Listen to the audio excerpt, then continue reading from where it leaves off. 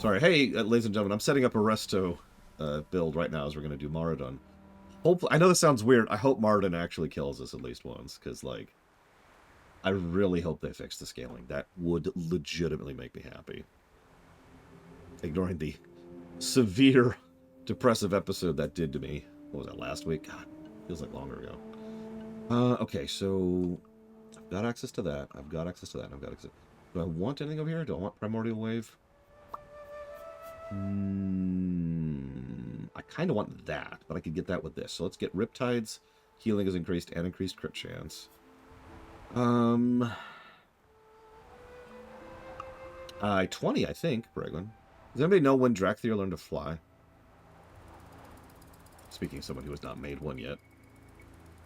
Let's go ahead and get Riptide, have additional charge. That's an easy gimme. And let's go ahead and get the Mono Restore. Okay, so now we're going to dive a little bit. Unless I really don't want that. Oh, gosh. Okay, so I don't want that. That's our Periodic Riptide. When you cast Healing Rain, each ally with your Riptide on them is healed. Oh, my God.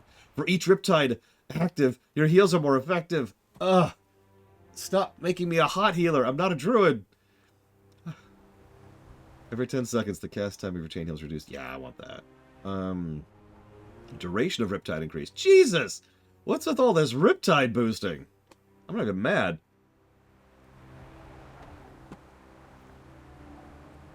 Oh my god. So there's an earlier talent, which makes it so that Chain Heal consumes Riptide to do more healing. This down here makes it so that Chain Heal increases the healing, the initial healing, as in the application healing of Riptide. That's a great loop right there.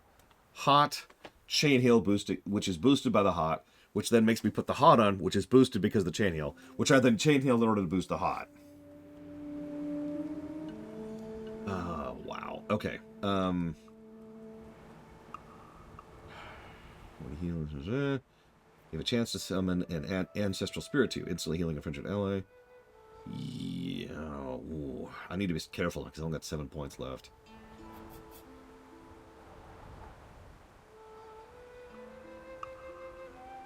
Oh wow, downpour. Does anyone know? Does downpour stack with ancestral vigor? Because that might be worth grabbing.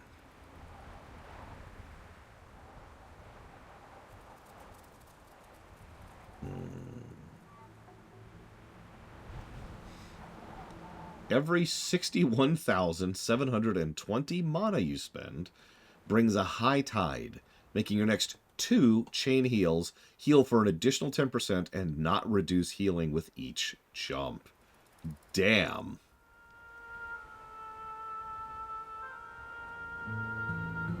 That's very strange, Cure White Noise. That's a hell of a variance. Especially since Throne of Tides was always one of the harder ones from Kata.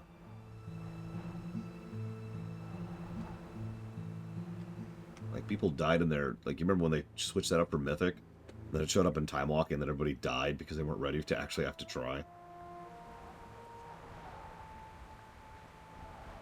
Okay, let's do...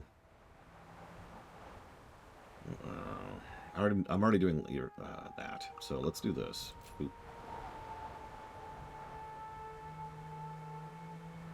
Let's do Wellspring. I want to try out Wellspring. Yeah, no kidding, Ganas.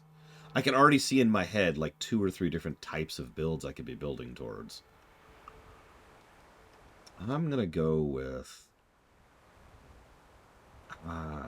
you know what? Actually, let's pull out of that. Let's do that Chain Heal setup. Which is over here. And then grab... that. There we go. Ooh, that's a lot of buttons. Let's sort this out, shall we? Okay, so there's Totemic Recall. We'll put that off the mark right now. Greater Purge. We're just gonna go over there. Wind Shear. I probably don't have the space for it. Poison Cleansing. We'll put it up there.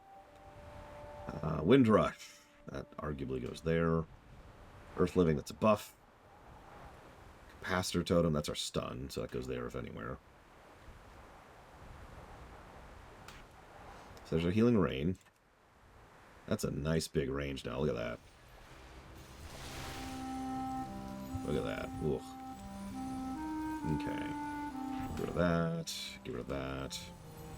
It's a nice cooldown, too. Okay, projections. That's our move totems. Recall. That's our move totems. Earth Elemental. That's a live cooldown.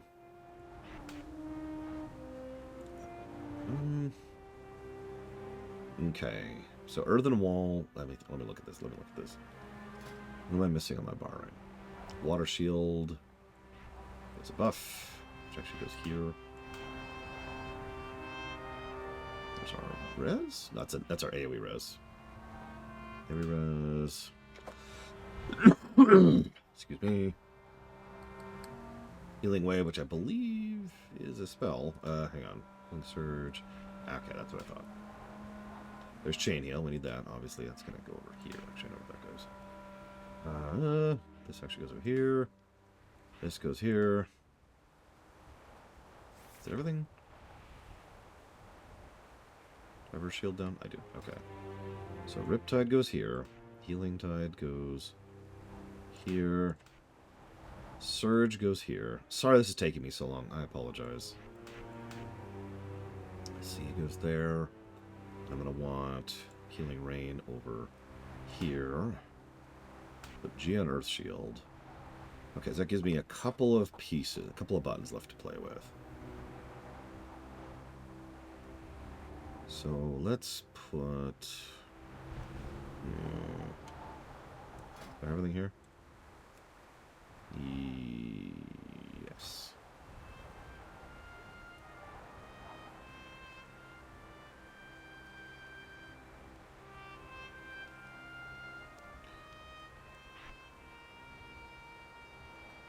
It's like, I think I can actually put Wind Shear here. So we'll put B will be Recall to me, and then no.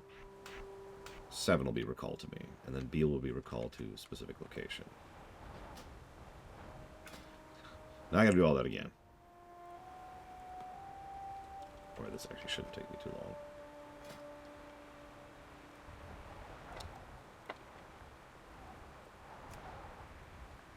You know, everyone in chat's like, this is the heart-pounding stream content that you subscribe for.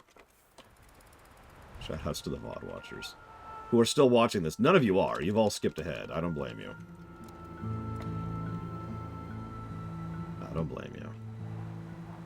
Who's my tank, by the way? Okay, I'll do Earth Shield there. Healing Wave.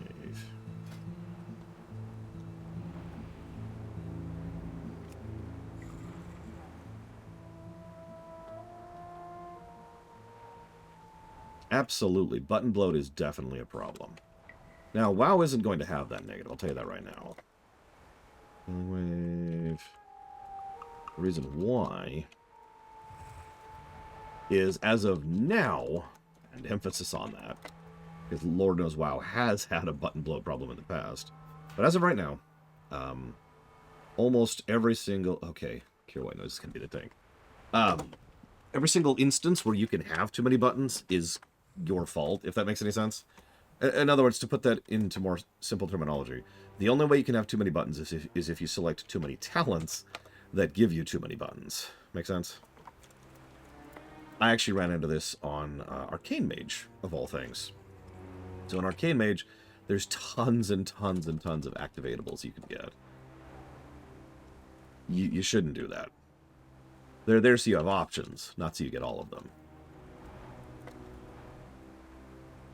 Rogue definitely had that issue a couple of times. No questions there.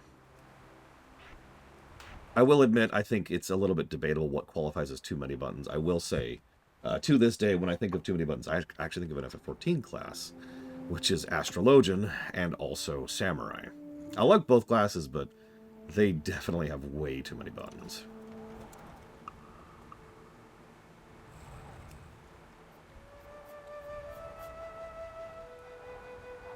Still haven't played Astrologian since the revamp. I need to do that.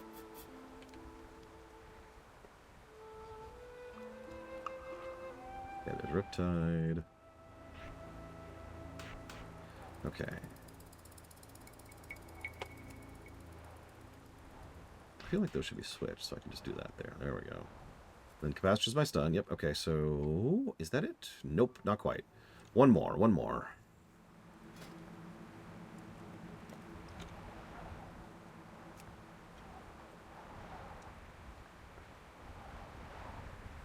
I'm gonna laugh if the quality of the dungeons is actually on a per dungeon basis.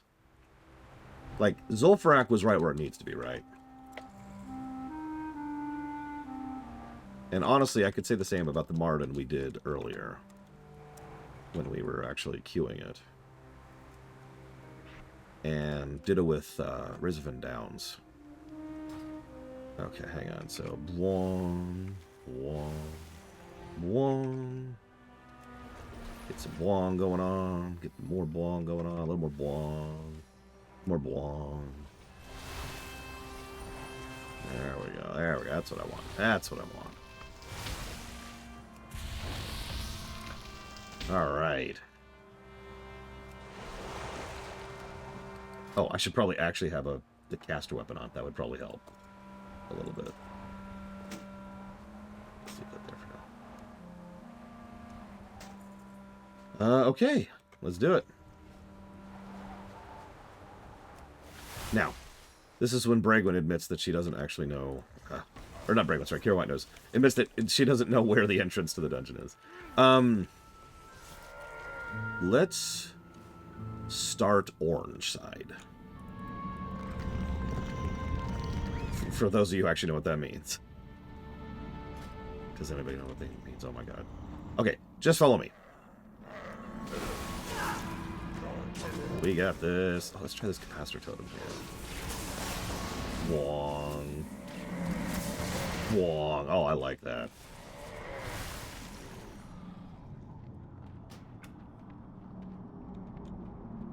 Actually, yeah, Cloden. It's really strange, and it kind of shows. So, okay, something that used to happen. I don't know if this is the case here. I'm just saying this is something that used to happen. Is that they would design a dungeon, and then they would design a zone, and then the two wouldn't really coincide, so they'd just kind of smash them together. And there you go. I've often suspected Maraudon is one of those. Even though it does fit, like, thematic, like it obviously it has the whole theme of Therazane, or whatever her stupid name is. No, Theradris. Sorry. But, like, still, what?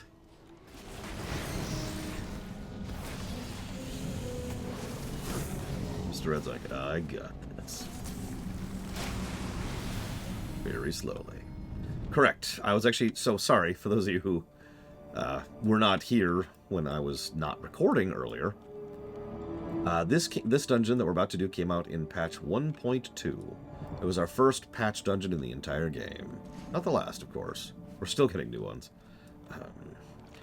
It was arguably higher quality dungeon than a lot of other dungeons we'd seen prior to now. I know that's kind of a debatable thing. It was definitely a little bit more interesting than some of the previous ones. And a dungeon that was rather infamous for people getting lost in it. Remember, this is vanilla, not classic vanilla. There's no maps. There's no nothing. You just had to know your way. Now, I have a pretty good visual memory, so I can tell you exactly where this crap is. Yeah, no, like, it used environmental hazards. There's this one part where you have to knock over, like, a little blorp thing on the wall that's spawning ads. It's all little stuff like that, but it feels just a little bit above what we were seeing back in most of the truly vanilla dungeons, the at-launch dungeons. So, welcome to Maraudon. Most of Maraudon is not going to get any kind of visual pauses. I'm just going to say that right now, because it's a cave. But there's an asterisk to that, and we'll talk about that when we get there. Princess Theradris, my former mate, has used her enormous power to corrupt the very nature of Maraudon. Even now, her creations run rampant here, and I fear they may soon escape into the open world to sow the seeds of death and destruction. Eindenux, and these other people, whoever they are, you're all awesome, by the way, venture forth and kill Noxian and Razor Lash. They are two of her most powerful minions, and their deaths would cause the callous princess much deserved grief and suffering of her own. Then perhaps you can help free my spirit from her grasp. Oh god, classic Sunken Temple. Probably the worst dungeon in the entire game.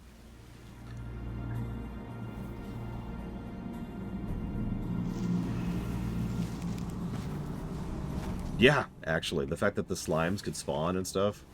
Like, they were starting to experiment with what would become the BC standard in Maraudon. I don't have any pull spells, do I? Let me go ahead and add, like... I don't know. Oh, I need to put Bloodlust in the bar. There we go. It's a good pull spell. Flame Shot. That feels like a pull spell. I mean, just look at that map. Just look at it. Look at it. It's useless. Ugh, I spit on it. Look, Mr. Red. If it makes you feel any better, I look like crap. Okay. Let's start healing. Let's see what happens. So that's our fast. That's our slow. That's our normal heal. I mean, yeah, mine's just Kata male, really. A little mismatched in color, but otherwise.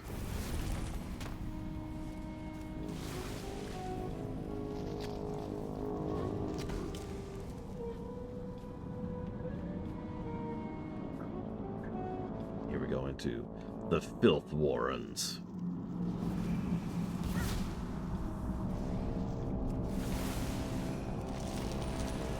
Okay, let's pop up a couple buttons. Let's see what happens.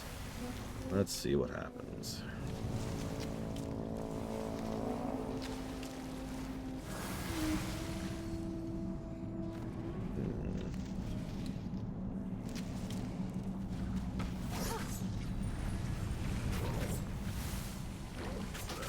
Ah! I like it.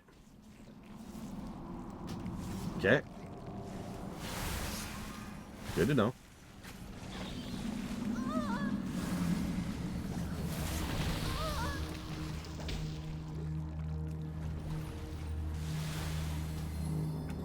That sounds terrible, Mr. Red. I just want you to know that. You know what? Yeah, let's put the bottom first over there instead. Put that there and get rid of that.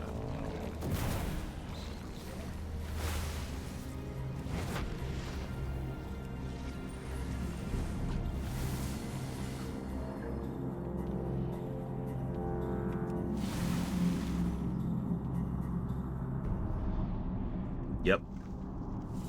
Yeah, welcome to the Centaur dungeon. You can tell because we're fighting vines and sludges. Don't ask me. I don't know.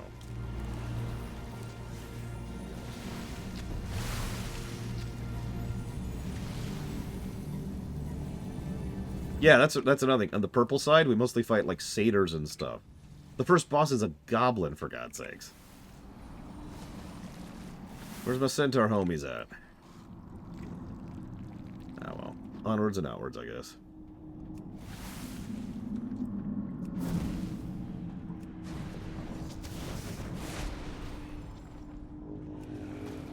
Well, this is interesting. Alright, Bragwin. We got this. Oh! Damn.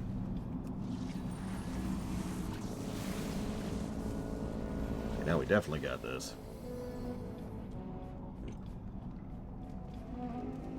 This is a great dungeon if you're an herbalist or an alchemist, by the way. No joke. In fact, it was one of the most reliable sources of, I believe, ghost shrooms? I think it was ghost shrooms. Oh, oh, oh, oh. I have a chance to drop this totem. Goodbye, poisons. I can also give everybody a speed boat. I should do that. Run faster. It's a minute cooldown for some reason. Yeah, I don't remember what ghost mushrooms were for. I just remember them being valuable for something.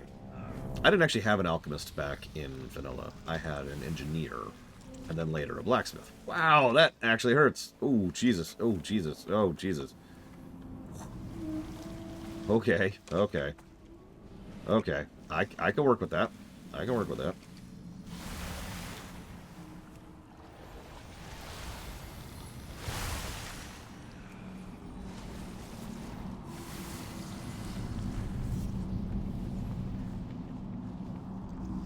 Got rid of the pustule that was spawning maggots. God, this side is so gross. Yeah, there you go. Ghost mushroom. I was right. What is a ghost mushroom for? Someone do me a favor. Please look that up. I'm really curious. And I'd look myself, but I'm in a weird place where, like, Everyone dies if I don't pay attention for, like, too long. Like, everyone's fine until I stop paying attention. Then everyone dies immediately. It's very strange.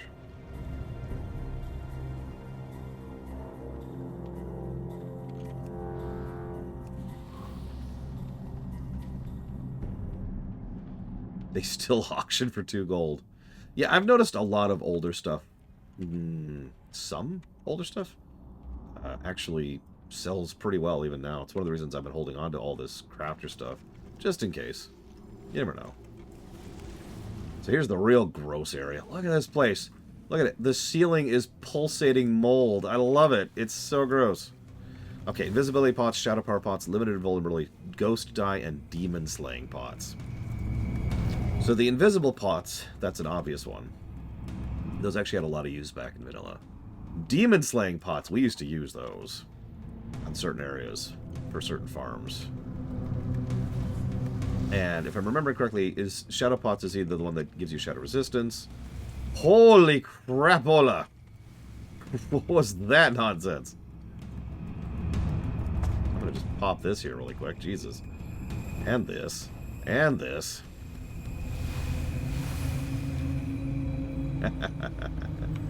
Look at the ceiling. Look at it. Blorp, blorp, blorp. Okay, first boss. Noxian. I don't remember if he has any mechanics other than charging people. Does he have any mechanics? I mean, this is a vanilla dungeon. Are bosses allowed to have mechanics in vanilla dungeons? Yeah, so far so good. I was worried at first because you just weren't taking any damage at all. I like the new appearance of that rhino. But, yeah, I've actually had to pay attention a few times.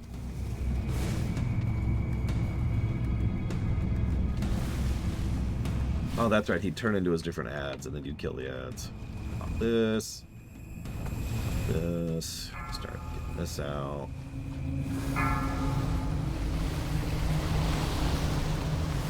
Yep, and there's our poison. He'd do lots of poison damage. You brought your anti-poison, right? What, you haven't been leveling bandages? Why not?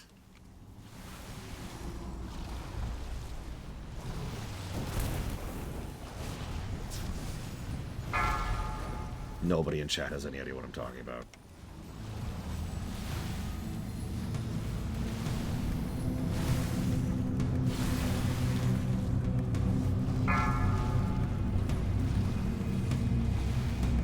Bandages, bandages, barely even human. Sorry. Yeah, like, Kira White Noise is liking to hover around 50%, but that's actually pretty good. Based on just how I heal. The tanks at about half health, they're fine. I can push a tank from half to full in less than a second if I try. If I can't keep up with the damage a tank is taking, well... And if I'm just falling asleep and the tank's taking no damage, that's even worse. No, yeah, honestly, a lot of these dungeons weren't touched by Kata. That's kind of the problem. This kind of goes back into that Dust Wallow thing. Do we count this as a vanilla dungeon, even though we have Kata quests that go in here? Ugh. Ugh. Ugh. Live. Live. Oh, frickin' Banelings. Banelings didn't even exist when this game came out. I just realized that. These are goblin sappers, then. Exactly, Ganas. You're absolutely right. Ha! I also have that achievement. Go figure. Whoop, whoop, whoop, whoop. Pay attention, Lord. Pay attention, Lord. Pay attention. Here, let's pop this. I've been wanting to pop this totem. Nice. That actually did save Mr. Red's life. I'm happy about that. As opposed to, you know, being happy that he's dead. Mr. Red, I wish you were dead. God! Why won't you die? That's on a relatively short cooldown, too. I am liking Resto. It's such a weird combination of, like, Paladin and Druid healing.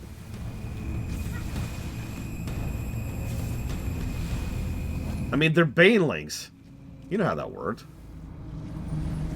Hell, I was saying that back in back in BC. Remember that, Tempest Keep? What's the hardest thing in Tempest Keep? The trash leading up to the Phoenix. No, I'm kind of with you, Mr. Ed. This is solid. Just gonna pop this. This. I might pull out of that Cloudburst Totem. I feel like that's more raid spec-y. Like, if you know a big hit's coming, you pop that in advance. Kind of a deal.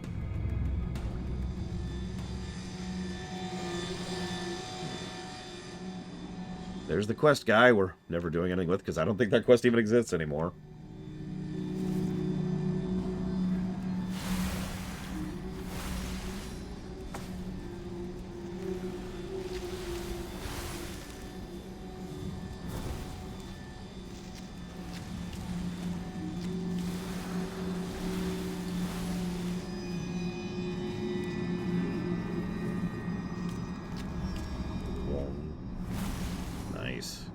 See, that was another application of that totem I could see. No, I remember Magister. I used to know most of their patrol routes because they were just such a pain to find. Okay, gotta heal Mr. Red. We cannot allow Mr. Red to die. The entire operation hinges on Mr. Red. If I was to pull out of that, what's the other one? Healing Stream heals for double. Okay. Oh, decaying over its duration, I see. Well, I don't actually need that, but yeah, let's go and swap, see what happens. Let's see how this feels. Hey, look, I can just swap talents. Isn't that awesome how I can do that? Isn't that a triple positive worthy feature? No? Okay.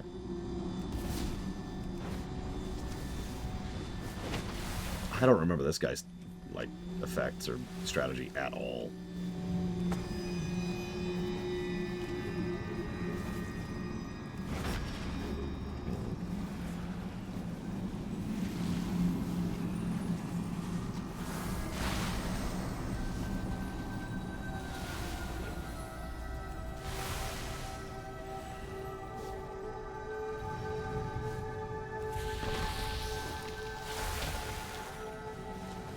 I know, Magister.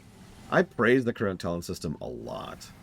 It's worth noting this current talent system is very recent. Came out with Dragonflight.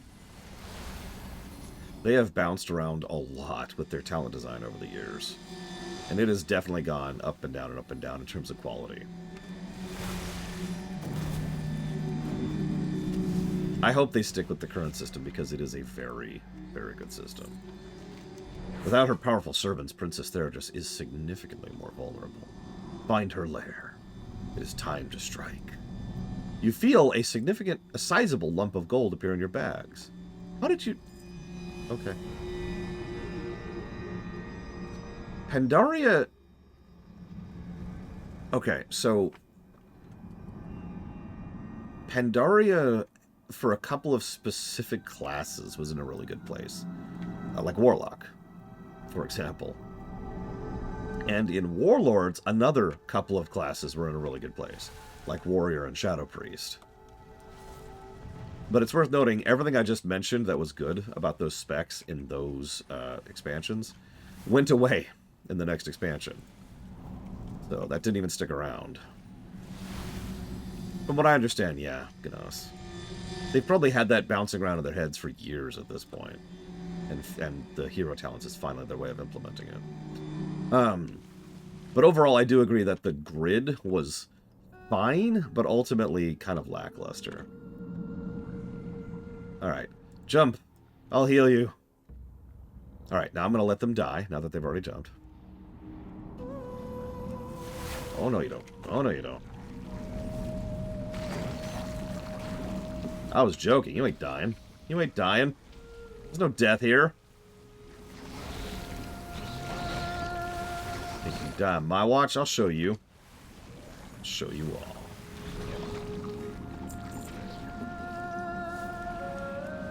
Okay, for real though, that's a lot of damage coming out. Holy crap. Oh man, the frickin' plague zones that they leave on the ground. What is this, Diablo 2? You remember that, right? You'd go fight those stupid mummies, and you'd be like, alright, I'm fine. And then the mummy would leave a poison cloud on the ground, and it would melt you. Like, you would just fall over. Whoa, I did not do that on purpose.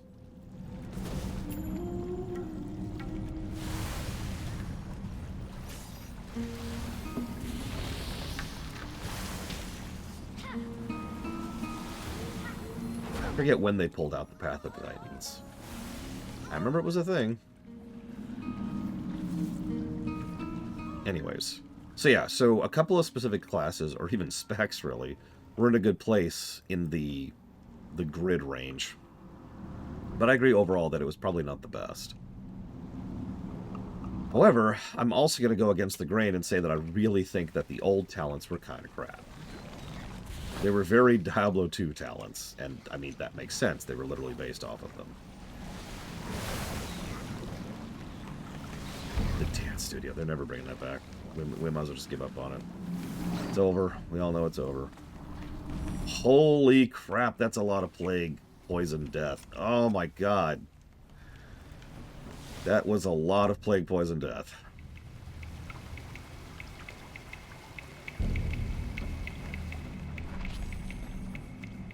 I honestly tried on that one, Mr. Ed.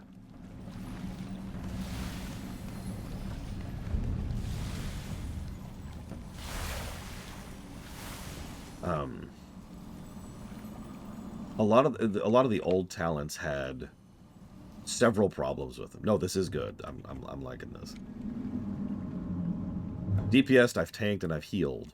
You'll notice I've been bouncing around very much on purpose here. And it's good to see different perspectives on these dungeons. Anyways, one of the biggest problems with the old talents was that there was not a lot of actual design to them. So there was a whole lot of, why does this talent lead to this talent? Why is this thing that increases my heals in the retribution tree? Like, certainly hybrid builds were a thing, but hybrid builds were kind of baked into the system because they would put a lot of useful stuff towards the top of the tree, right? And then the really good stuff would go at the bottom of the tree. So if you want to be a primary DPS with some heals on the side, you go all the way down the DPS tree and partially down the heal tree. And that actually worked. I'll give him that. Unless you were a druid. In which case, it sucks to be you.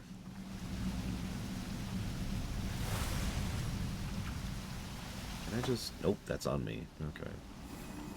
But I should be able to do this. There we go. Nice. But also, a lot of the talents back in the day were, frankly, really, really boring. It was one of the reasons I was one of the few people who defended the switch to the Pandaria talent system. Because at least the Pandaria talents were something, right? Instead of, you gain plus 1% crit chance. Or, your melee hit speed is increased by 2%. Or just whatever, right? Yeah, they were really boring. And there was a lot of just filler in the talents. I can also mention while we're here that respecking was a variable pain. Oh my god, you're right, Ganas. I didn't even think about that.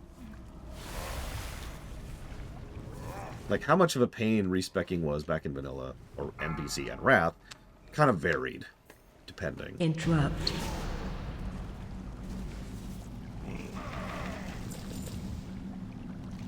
Please tell me more about Maraudon. Long ago. Okay, we're done. Bye. Here's where we would finish the quest if we were doing that. Right here. I love this. How do we fix this? Oh, I've got it. Turn this slightly clockwise, and we're done. Anyways. Hey, Spartan. So I mentioned we'd come back to the brickwork discussion. Well, thankfully, we're done with boring caves and gross. This is what the rest of Maraudon looks like. This is probably what most people remember most. I shouldn't presume. This is what several people I know remember most when they think of Maraudon, which is the third wing of the dungeon.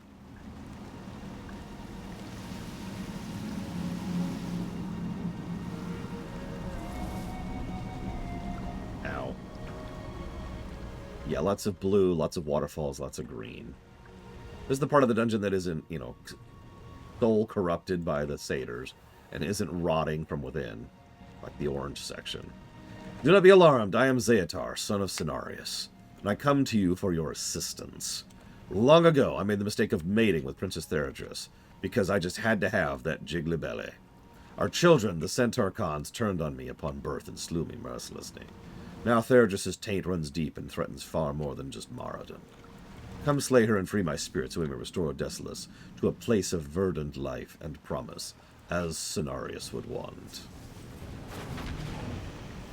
Yeah, I've actually wondered for a while how literal that story is supposed to be. Like, we've seen how these kind of races tend to be made in this setting. It's usually not via sex. Put that as simply as I possibly can. I do like how the heavies are actually doing damage. Ah! I think I might scooch this down there.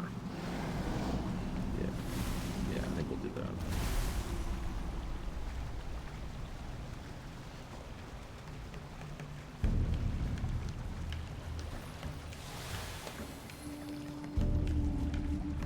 Resto is one of those classes that got a massive appearance overhaul in Legion, I think it was. Like, Chain Heal didn't used to look like this, for example. We talked about that. A lot of the classes got a bit of an overhaul to update for their artifact weapons and kind of try and tie into that idea of class fantasy, right? Getting the vibe and tone of a class across. Whoops, wrong spell. There we go. So Resto Shamans all of a sudden started healing with water out of nowhere. I am silenced.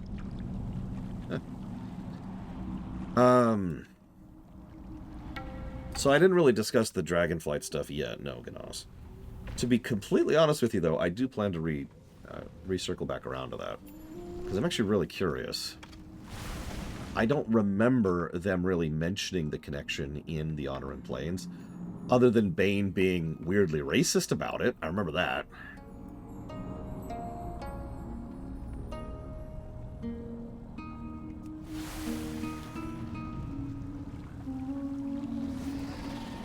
We'll get there. We'll get there. Man, you think zones are long now. Wait till we get to frickin' Dragonflight. Alright, we finished every 87 quests in the zone. Now 52 have just opened up. Which race gets the rawest deal in this setting? Honestly, any of the acceptable target races which have never had their culture or identity really fleshed out. You know, races that have been slowly fleshed out over the years. Like Murlocs have been fleshed out a bit. Kobolds have been fleshed out a bit. But we still haven't seen much for, say, Gnolls or Harpies. Or, of course I can't think of any off the top of my head.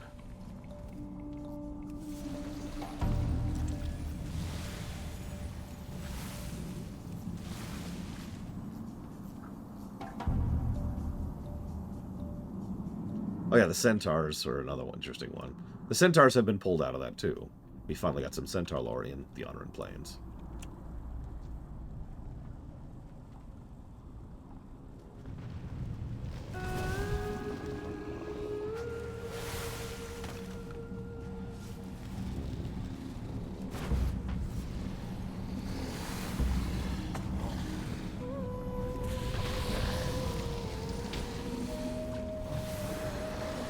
Whoa. Oh. Nope. Couldn't push through the silence. Alright, I can pop that.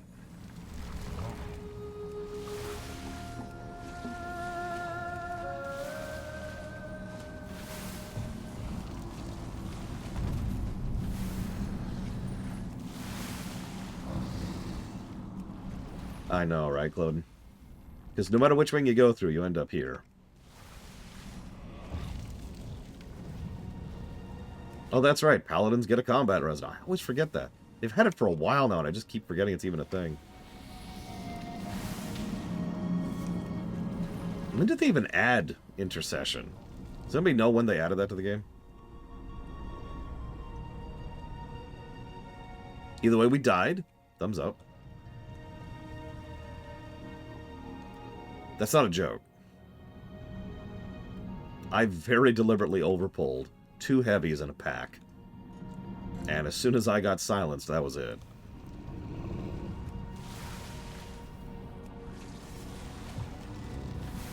Yeah. If not for the Earth Elemental, we probably would have wiped there. And by probably, I mean 100% definitely would have wiped. So that's still good. Still thumbs upping. Hmm.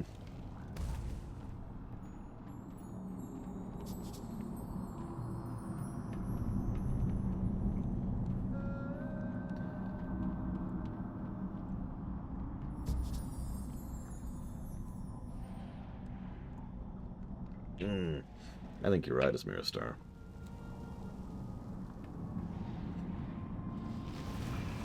Okay, that looked funny. Come here! I'm a giant. I'm a molten giant. Sucks to be you. Come here.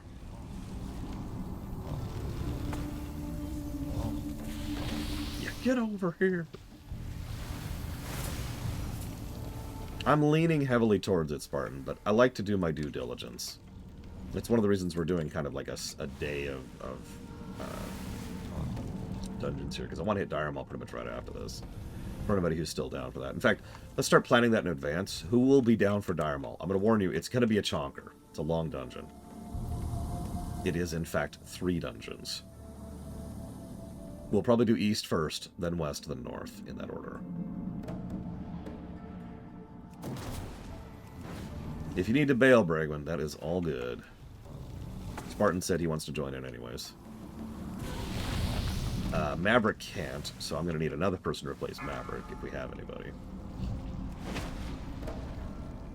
Like, we can always just move on. We can move on to, so beat Ungoro now.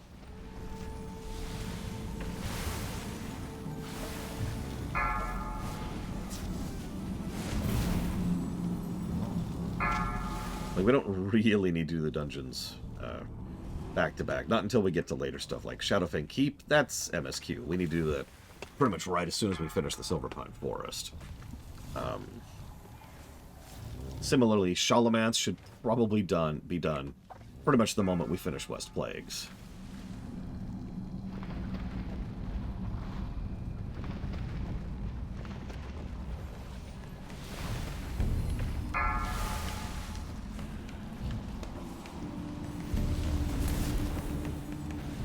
That reminds me, Mr. Ed, I need you to do a highlight reel of the entire WoW run.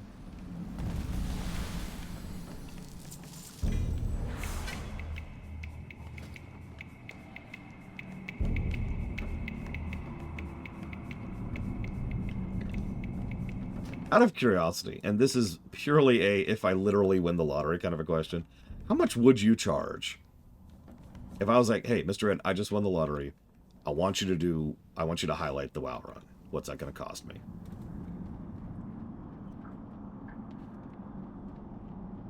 And thank you very, very much, Cloden, for the donation. Always and ever appreciate. Whoa, whoa, whoa. I should probably not run into the enemies. $1 million, huh?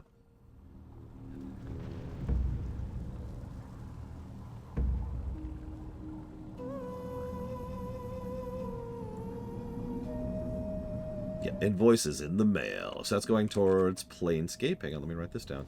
I'm going to drop a hot. Drop a thing. Drop a thing. Okay, now I'm going to write those donations. Let's see if I can heal without even being.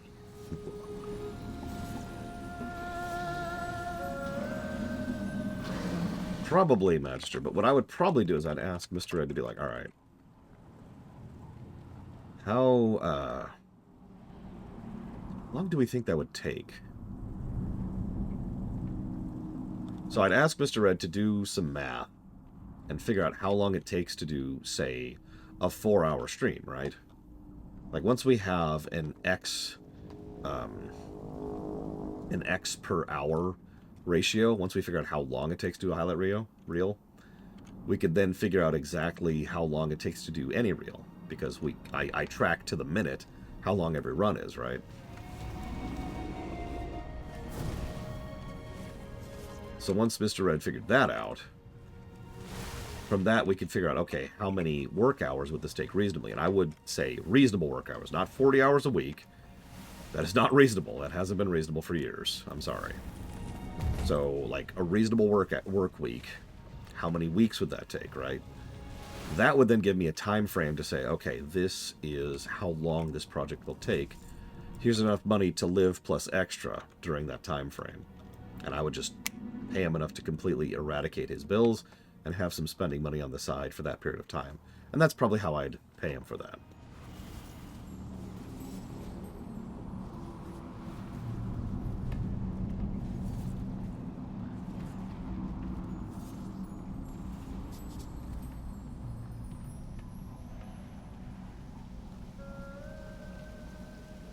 Oh, and I'd buy him a house. Alright, so, Clodens is going towards, let's see here, Planescape, Torment, Quake, and Deus Ex, Mankind Divided. Thank you again, Cloden, very much. Always. Man, I remember these trash used to really, really hurt.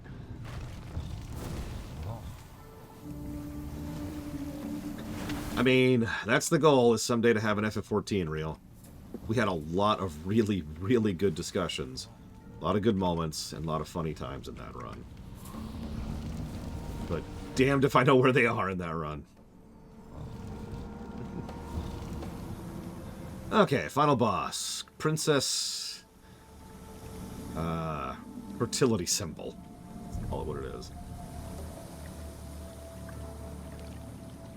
Ah, nostalgia. No, we're gonna chop it off here. There's no reason to do purple again. We kind of did purple earlier. How does she stand on those? Those shoes only have one thing in the middle, not two. Like, oh crap! I'm sorry, I didn't mean to diss your shoes. They suck though, just so you know. Your shoes are crap.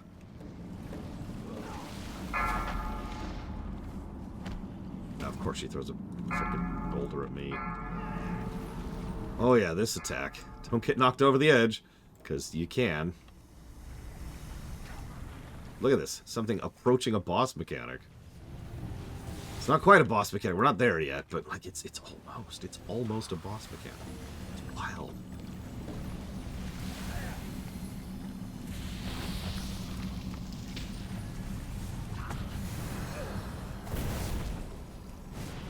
See, that'll be it. All right, I'll win the lot. I'm like, all right. Bragwin, I need you to cook a really nice meal for me. What are you gonna give me for it? I'll buy you a house. What?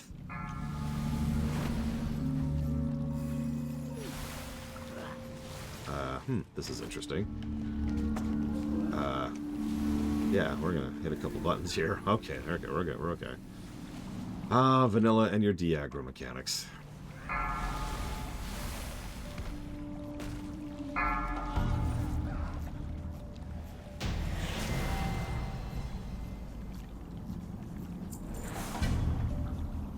Free from my bonds at last. Thank you, Eindenukes. As you can see, my mere presence here has resulted in bloom of glorious life, despite my mate's presence. Names aside, perhaps one day you will venture again into the Desolate and find it a verdant oasis. Well, do you guys want to tell him, or should I?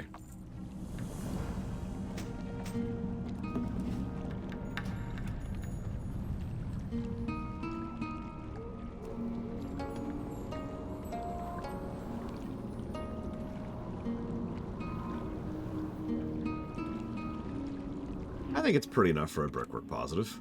What are y'all thinking?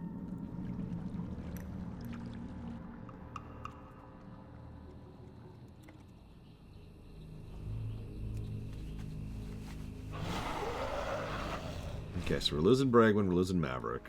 We're getting Spartan, and we might get Fife.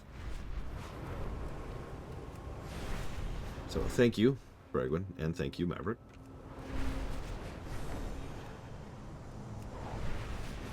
Oh, you have an hour. Well, I don't know. Do you think it'll take us an hour to push through? Whatever. Correct, Magister. The dungeon chronologically happens before the zone. Excuse me. Okay, so let's grab Fife and Spartan. Yes, I do need you in Catatime Walking, please.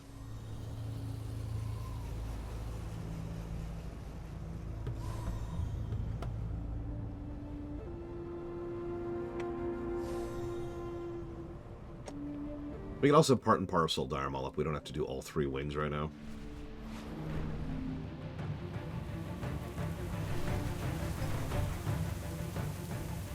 I still think we should start with East first. It's the most disconnected.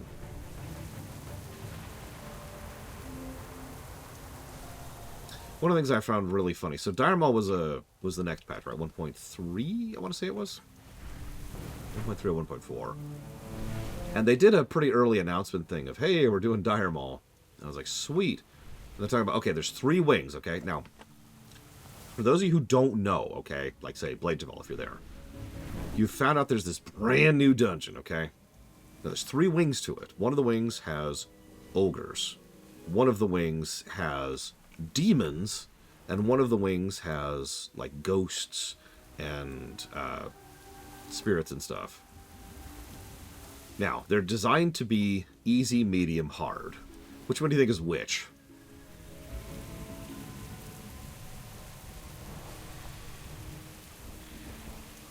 Where is the meeting stone? Does anyone know where the meeting stone is for Diremaul? Is it in here?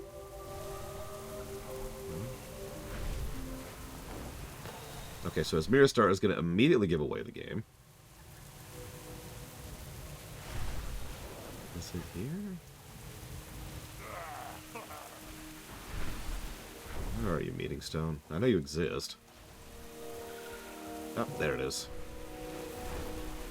Yeah, so when I thought it, my exact thought was ogres, ghosts, demons. That just made a lot of sense.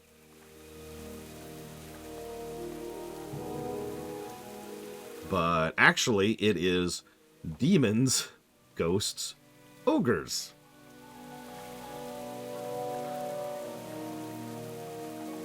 Now, with the advantage of hindsight, that makes a degree of sense. This is essentially the second biggest ogre thing we have in the entire game, actually. The only thing above this is the ogre raid. The only ogre raid we get in Warlords.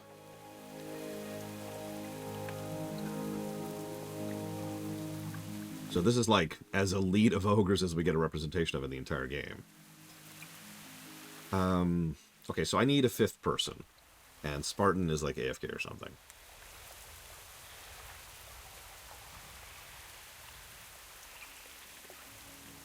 Yep, hang on, there's Spartan. There's Spartan.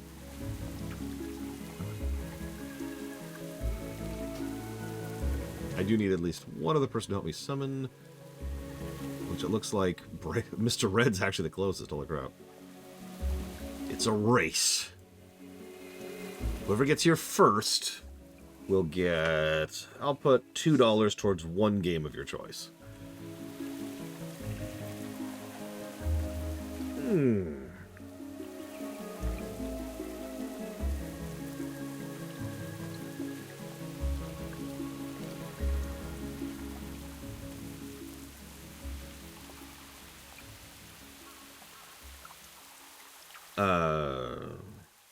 I'm not sure there is such a thing, Trihexia, unless you mean, like, in gameplay terms?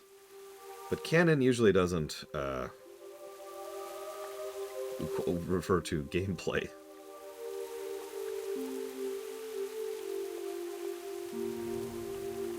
Alright, who was there? Who did? Who did? It was Bloody Bastard. Yeah, level doesn't really exist in lore. Like, there is obviously a gradient of power. There is relative strength. It's like Forgotten Realms, right? There is such a thing as a level 10 versus a level 5 in Forgotten Realms. But it's not, like, as concrete as level 5 and level 10, right? The easiest way I've always considered to put it is by the terminology I actually used in the Warcraft series, if you watched that. If you didn't, please go watch it. I put a lot of effort into it. Vanilla, we were adventurers. BC, we were adventurers again, but then we moved forward into being champions, I think? No, heroes. Right? Oh, shoot, I actually can't remember it. We moved into something in BC. And after Wrath, we moved into being champions. And then in Pandaria, we moved on to being heroes. After being heroes, we moved on to being commanders. That's Warlord.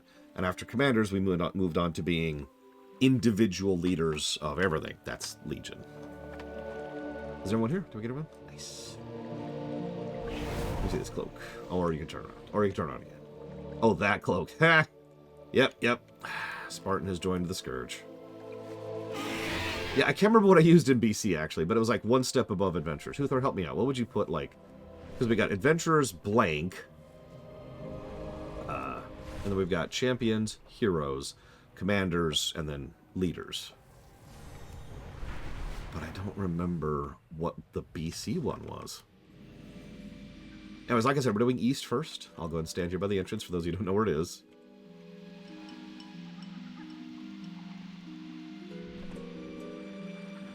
Because, like, we're still clearly adventure-y, but, like, we're starting to get noticed, you know? Like, some of the echelons of the power structures are starting to notice that we exist, rather than us just being adventure number 57.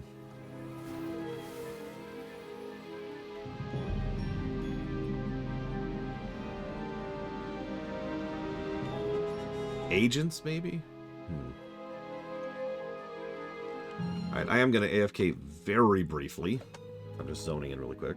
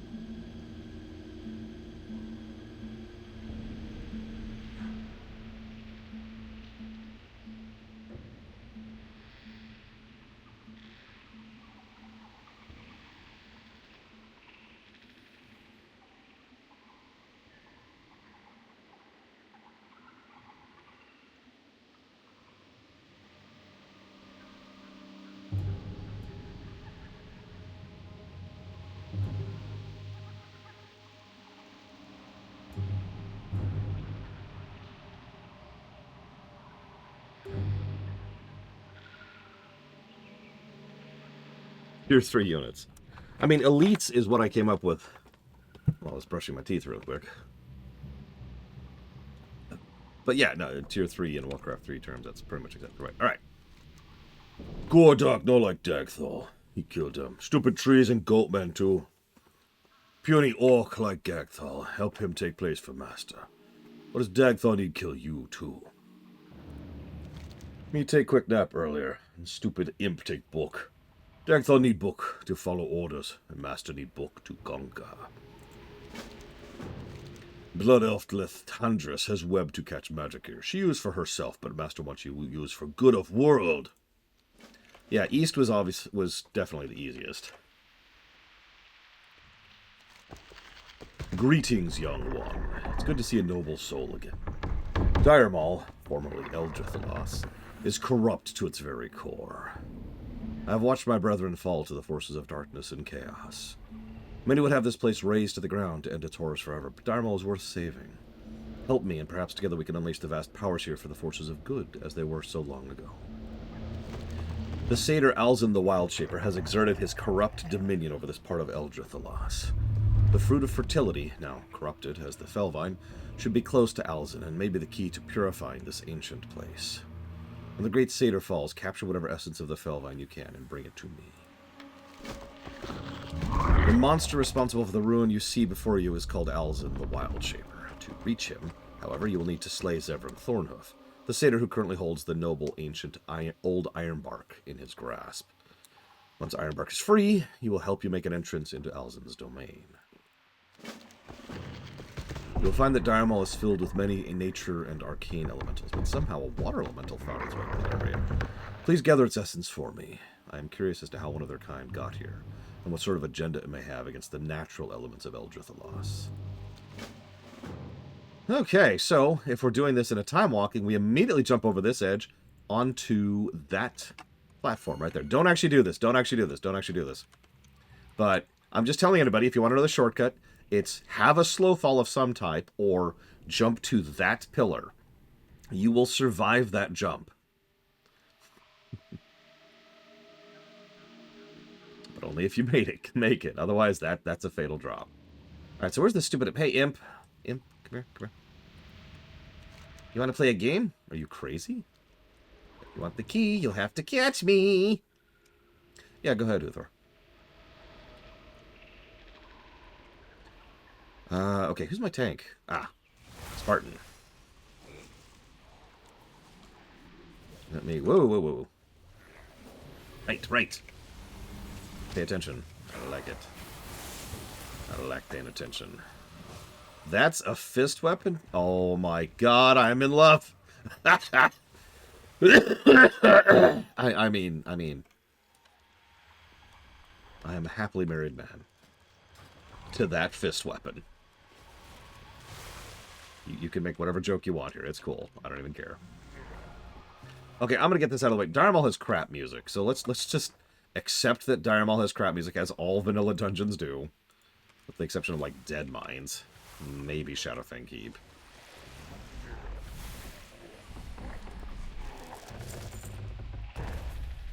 So let's see. What kind are we feeling? Are we feeling ruin? Are we feeling jungle?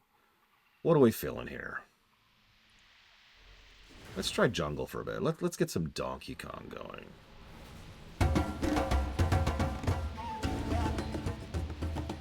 Down a little bit. There we go.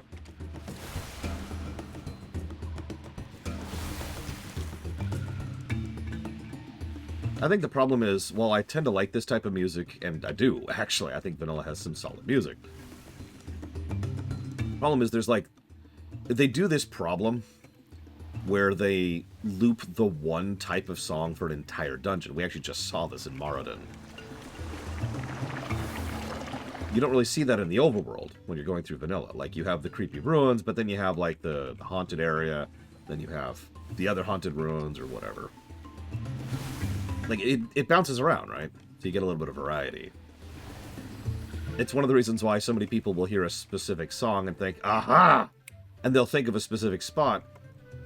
And they're right, but if I... Like, here, let me demonstrate. Hang on.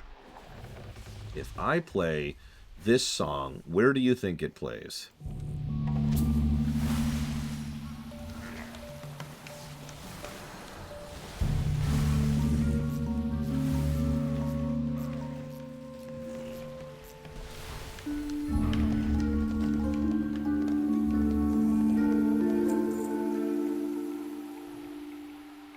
This one's admittedly a little bit cheating. But you get my point, right? Obviously, you could pick Stranglethorn Vale for this, but it also plays in quite a few places. Like Feralas, for example. That's what I was going to say. Oh yeah, I forgot about that. The Coast of Desolus, you're right. That's just how vanilla did its music.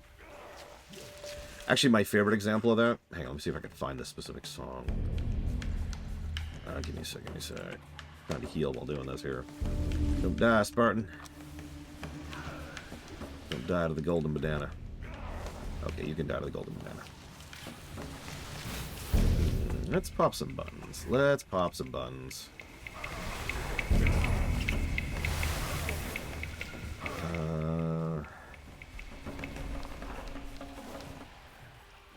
This.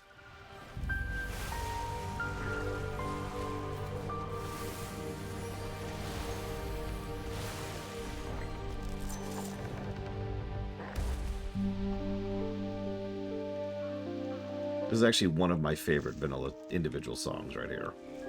Probably like third or so. And yeah, it plays in Dune Morrogue, of course. And Winter Spring. And Red Ridge.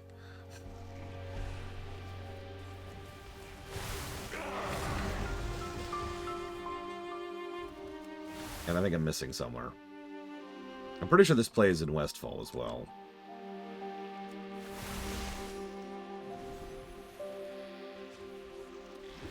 By the way, notice this dungeon also drops ghost mushrooms, so another good source of those. Hey, Yura.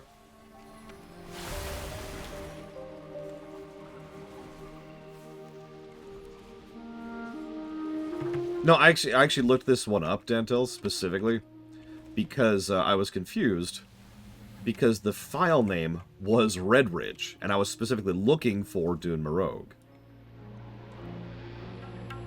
Okay, we actually need to clear these over there, because we need to get to the imp. Unless they moved the imp? Did they move the imp? Did they seriously move the imp? Yeah, Westfall and the Barrens are pretty much identical when it comes to music motifs. Seriously, is he not over there anymore? I don't see him.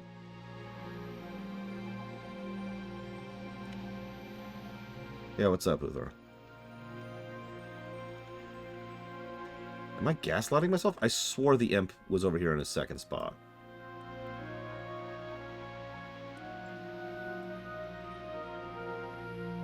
Okay.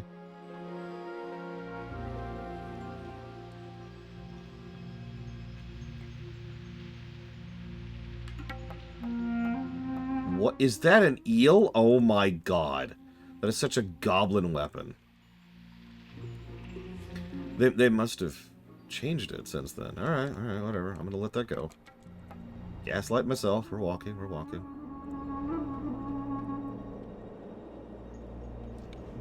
Yep.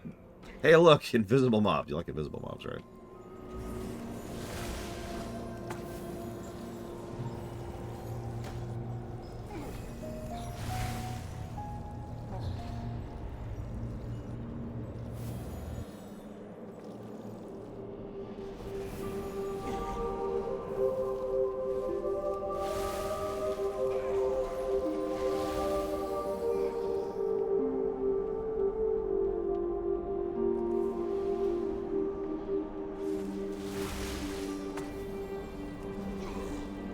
Yeah, this is anything elven. Most obvious things being Ashenvale and Teldrassil.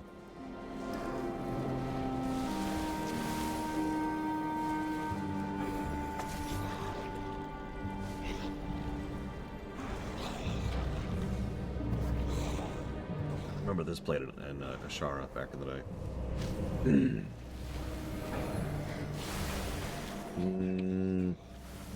I'm not sure, Yura. Wow, Maverick actually has flare on his bar. I am shocked by that.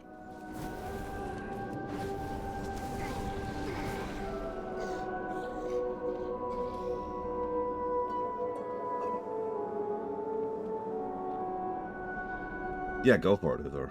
I'd love to see it. Hey, Nemesis. Thank you, as always. And if you give me a moment... Nendis was from Frozen Throne, right? The first Night Elven mission, if I'm remembering that correctly. Probably not, so ignore me. Elder Scrolls 6. Oh my god, please stop dying. Oh, we pulled the boss, and I have a Curse of Tongues. Oh god, I have a Curse of Tongues. Oh god, I had a Curse of Tongues. I was not ready for that. Oh god, I still have a Curse of Tongues.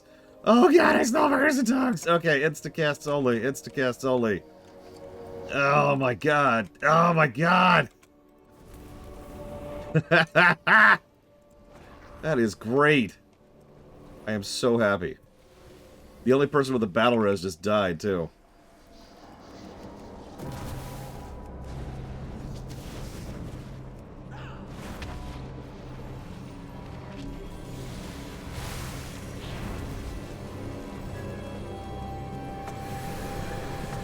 Oh, God. Come on, come on.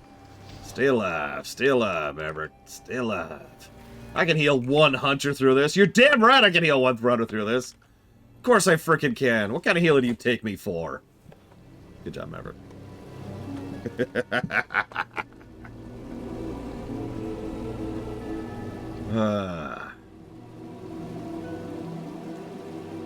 Okay, Elder Scrolls 6.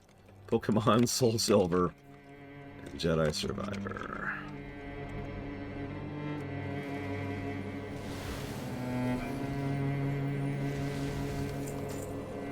Okay, that was fun. What do we need to do here?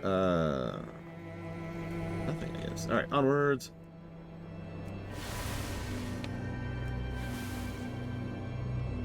Yeah, I was actually all ready to heal your pet, Maverick, and then I noticed that the boss was just staring at you, and I'm like, well, okay, I guess that's just my life then. I didn't actually get a chance to look at it. The moment I clicked the image, my tank died. God, that's so terrible. I love it. That is so goblin. Do me a favor. Do they have all of them up? See, this is why I want to highlight reel for WoW Mystery. There's probably hours and hours of, like, dead air time. But then there's moments like that, right? Wait until I win the lottery, then I'll force you to do it. I'm gonna do what every rich person does. I'm going to force you to do my bidding against your will. The difference is I'm actually going to pay you well for it.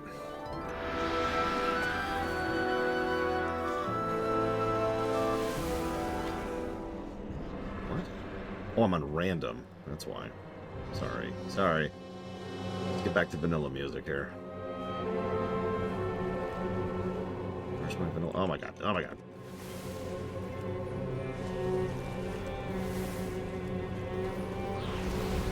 Actually, no, that's Lobris, Dream Whisper. We won't get to that for a while. I mean, that's where we're going, certainly. Boss time! Hope you like being drowned. I'd love to see Demon Hunter and Warrior, because those are pretty much and always will be my mains.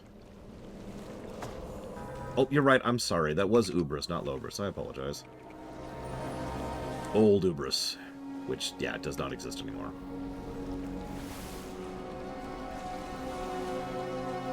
Holy crapola. Okay, okay. Gonna start paying attention a little bit.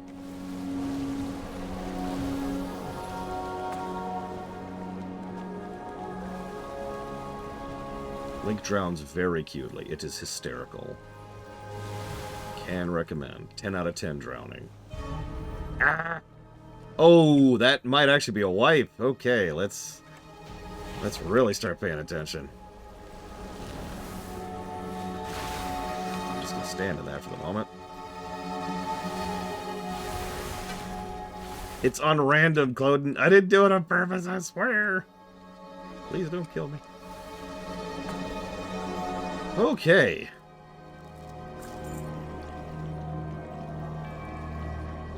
Demon Hunter. Nice. A little basic, but still nice. And Warrior. Oh, I like Warrior. I like it. I like it. Okay, this way. For those of you who don't actually know where we're going. Yeah, no, that's kind of why we're doing these legit Dantels. I kind of resigned myself to just smashing through dungeons as a level 80. Oh, can I see Mage, please, Huthor? Because there's no point, right?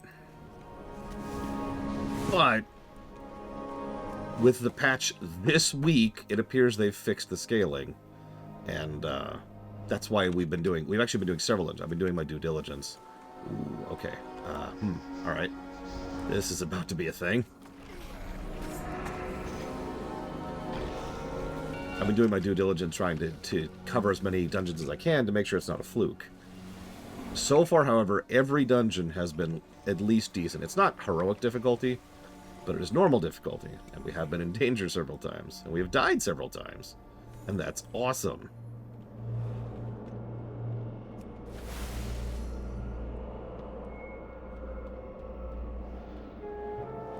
There's a stealther in here somewhere. Mage. Oh, mage. Oh, mage. Wow.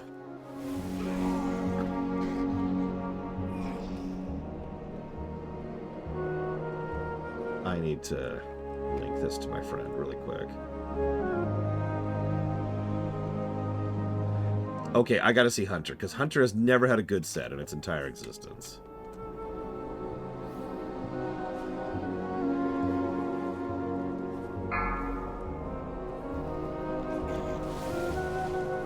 Okay, buttons. I'm going to put a button over here, because, yep, that's about to happen to Philemon. I got you, I got you, I got you.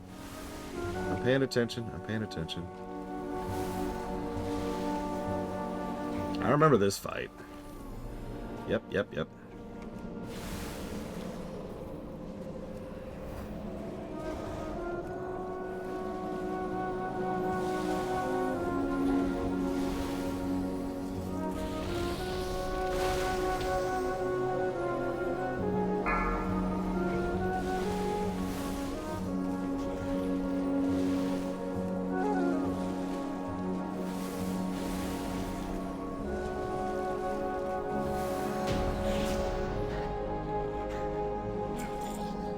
Okay.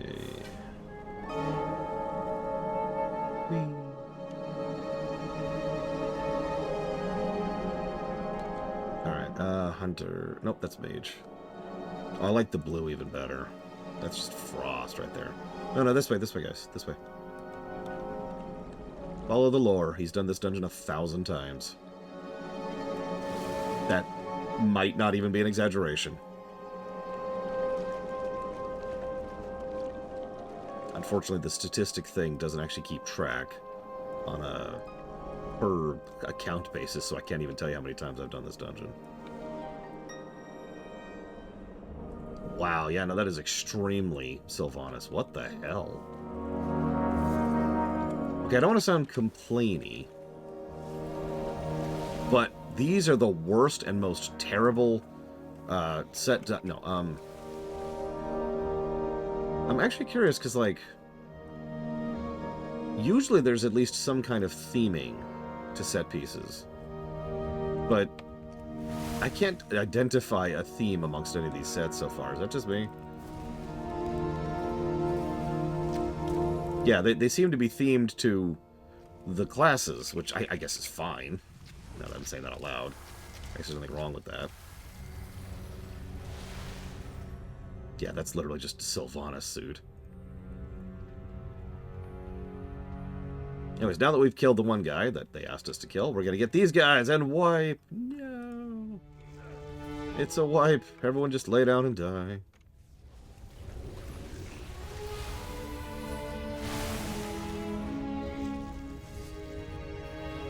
Well, alright. Class-oriented it is, I guess.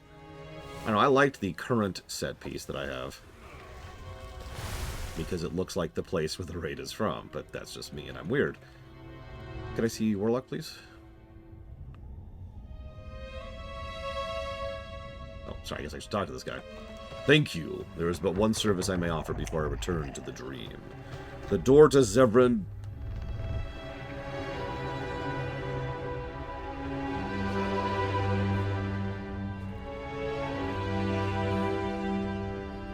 How rude. He just walked off in mid-conversation because someone else talked to him.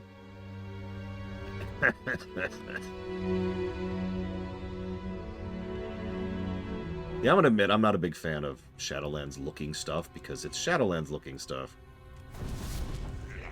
All joking aside, oh, this is a 3-pull. Okay. I can be stunned, that's bad. Oof, okay. I am muted. Just, you know, getting way too stunned in here. Very appropriate music for what's happening here. Warlock, I like purpley stuff or green stuff. I'll take either. Spell or shadow, in other words.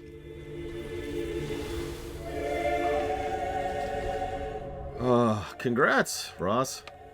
I keep meaning to fix the playlist, and I keep forgetting because I keep getting distracted. There you go. Appropriate music. Literally the song that was actually playing here. That's not new, is it? No, that's literally not new. That's, nice, Ross. Sets. Warrior. Scroll down to... Vault of the Incarnates. Yeah, that's Dragonflight. It's right here. There's normal, there's LFR, there's heroic, There's Mythic. Of these, I actually like Mythic best. It's just got that steel look, you know, like, and it's also got the reflection, so it actually looks like it's made of iron, which is awesome. I also like the heroic one, the ice look. Yeah, there's a second shortcut here, which we're also not going to use. That's a good question, Creamy Human Being. Let me get right back to you, because first I want to see this Warlock outfit. Oh, that's... What in God's name am I even looking at? I guess I can't argue that that's very Warlock. What in the world?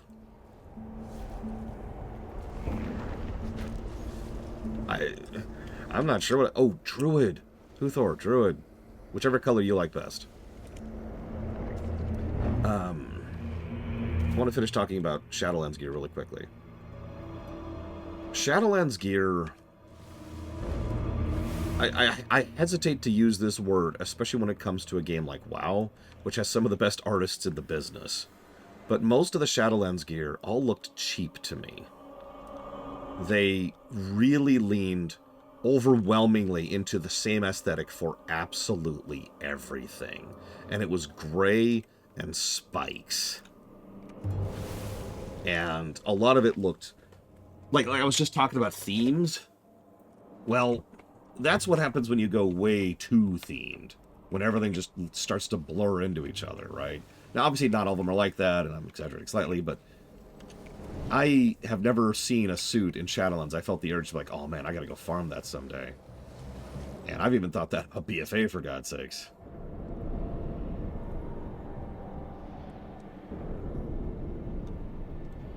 BFA also had the problem of having the old ear problem. I'm sorry, I know it's extra work,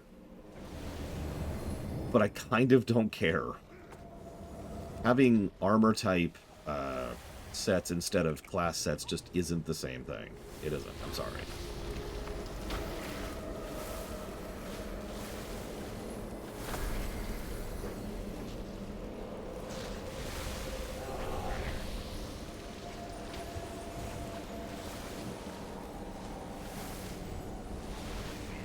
I had to pay attention there for a second when he went into wolf form. Oh, I'm dead.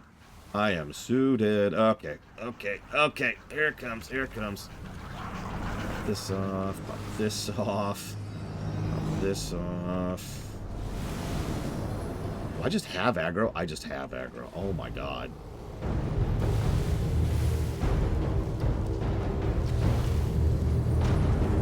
Right, he swaps aggro whenever he swaps forms. I forgot about that. And he's got a knockback. He's also, yep, because this is vanilla. Oh. Total dead. I sacrificed my life to the cause. I like Druid a lot. Druid looks really cool, especially the helmet. Thank you.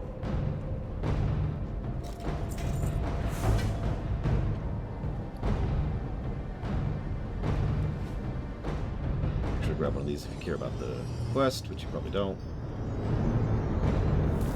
Got it. It's right. There we go. Okay. I think so, Glowden, yeah. So, sorry for derailing there, Creamy Human Being. What's my take on themed armor versus expansion agnostic? Taking the long-term... Oh yeah, here's all the best sources of thorium in the entire game, by the way. We used to do runs of Diremaul East just to get to this thorium. No joke. This is our main source of star rubies back in the day. So, taking the long-term perspective, like, there's obviously some benefits to having something very, very... whatever.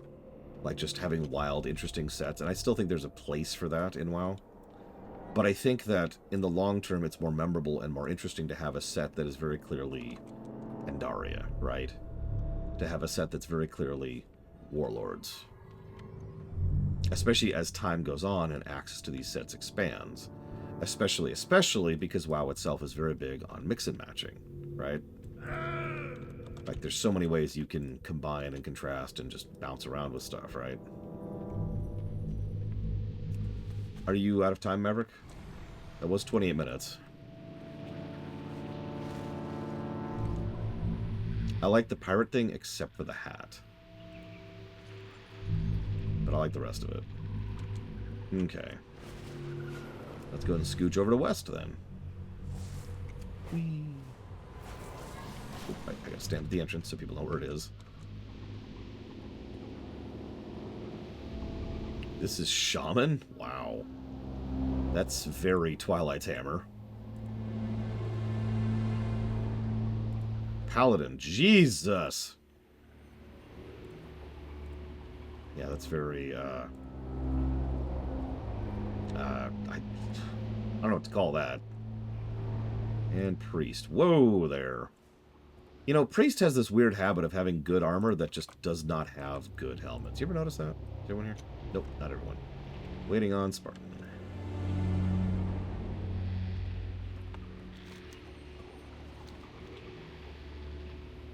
Death Knight. Oh, I like Death Knight a lot. The ribcage look combined with like metal. Like that honest, you know what Death Knight looks like? It looks like Necron gear. In a good way.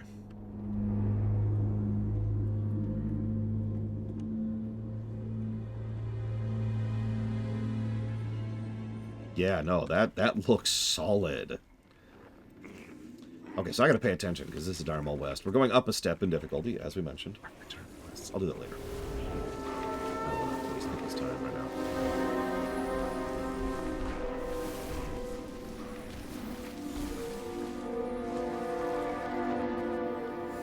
So yeah, these guys have a knock-up mechanic.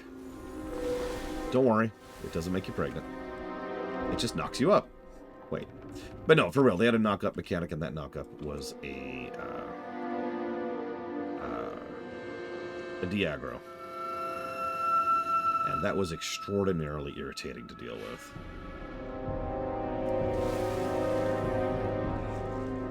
Like, back in the day, there weren't a lot of re-grab mechanics like there are nowadays. Yes, evokers exist, Huthor. God. You can't just push them into the corner like that.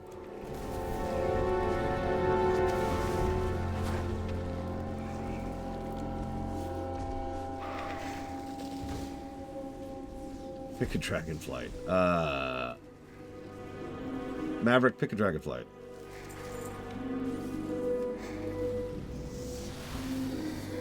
I'm leaning towards it, yeah, Hero. I really am. Green Dragonflight, please, Huthor. We pop it? We popped it. Cool. I bet half the people who are watching this have never seen most of Diremaul West, because nowadays all you have to do is kill that guy up there, Tendrous Warpwood, then go through the pathway, kill one boss past that, and then you're done. Correct, Ganas. I've been saving Evoker for this review. And yes, I realized Dragonfly came out a while ago. I've been prepping for this review for quite a while. Oh, that looks really cool. The music, however, is terrifying. Nice, very nice, very nice. Okay, so I'm going to scooch up right on the tank, because I know what's about to happen.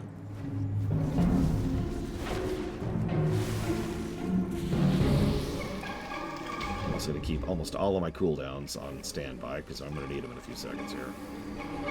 Looks like there's only one coming so far. Nope, there's a second one.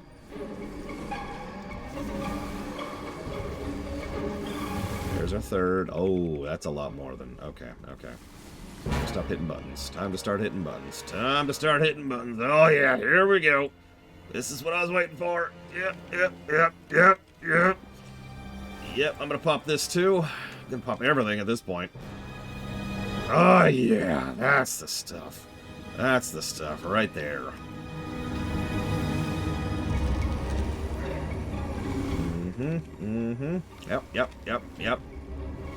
Yep, this is what's happening. Oh, yeah. Yep, they've got roots and fears. This is all great.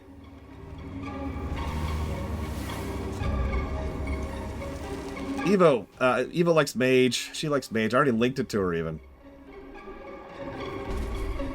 Good job, everyone. I'll take a little bit of credit there, but good job. That probably should have been a wipe if I wasn't completely ready for that and saving every cooldown. Alright, now do not follow Mr. Red. He does not know where he's going. We're doing Diremaul West here. Let's do it.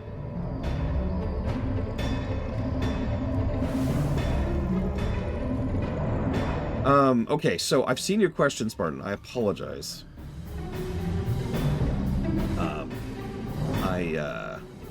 Yeah, no, exactly, Mr. Red. Nobody knows there's this whole other section of Diremaul West here. Let's get out of the spider wing, shall we? There, let's get into Orgrimmar. Yeah. Alright, so there's this whole other area over here which has several optional bosses. Look at the list on the right there. Diremaul. Look at that list of bosses for a second. So, I'm just going to start pulling. There's a couple, is what I'm trying to say. And no ability pulled. This is one of several bosses where the moment you pull the boss, the entirety of every trash, which is tied to that boss, also pulls. That was a thing going as far back as Scarlet Monastery, so that's an old concept. That's why usually you would go ahead and clear that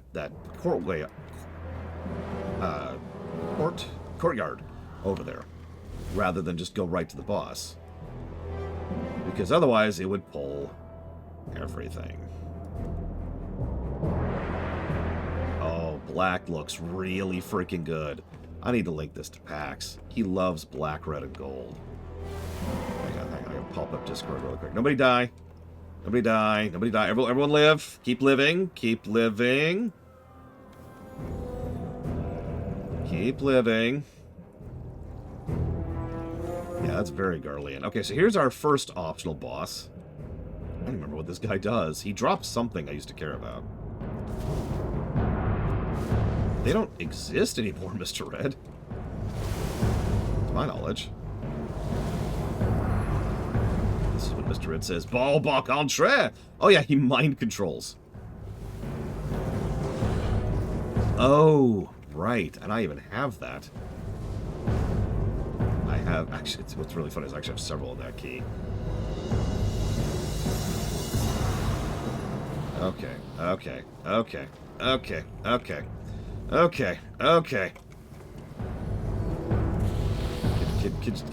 Just not. Okay, there we're good.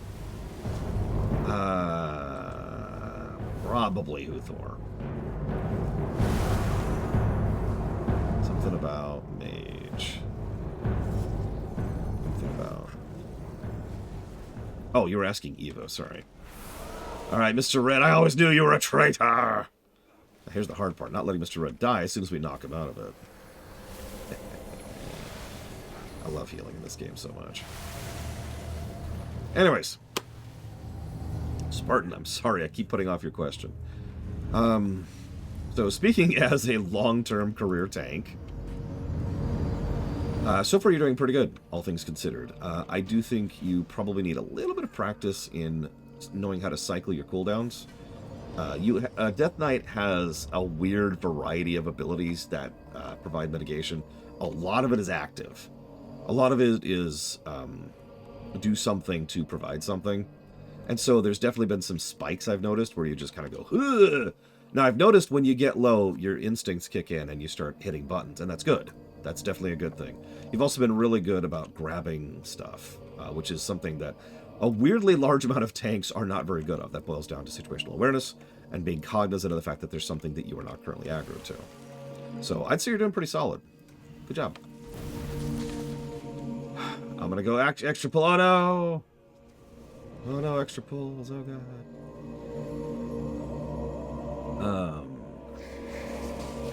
Get some heals out here. Get some more heals out here.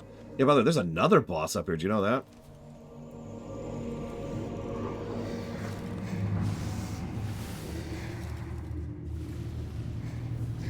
This is a fun dungeon as a paladin, back when paladins actually had anti-undead abilities. This whole this whole wing was just my playground. Remember, I was playing a paladin at this particular point in history. Oh yeah, you're probably wondering, Laura, why would you do Diremaul so much? I've already actually answered this because I talked about this during Molten Core, but for those of you who weren't there for this, because that was like 2 weeks ago, Thing was, back in the day, gear distribution was not even. And as weird as this is going to sound, I think that was actually for the better. Don't mistake me. I actually think where gear distribution is right now is in a really good place. We've probably never had a better and smoother arc of gear progression than we've had as of this moment in time in War Within. So credit on that front. But back in the day, the quality of gear you would get didn't have a lot to do with where you got it. What brings you here? Go in peace. This madness must come to an end. The age of immortals has long since passed. Destroy the guardians surrounding the 5 pylons to lower the force field, and when this is done, destroy Imulthar. With the prince's power greatly reduced from the demon's demise, attack and end him as well. Lay the spirits of this city to rest and make the prince pay for his wrongdoing.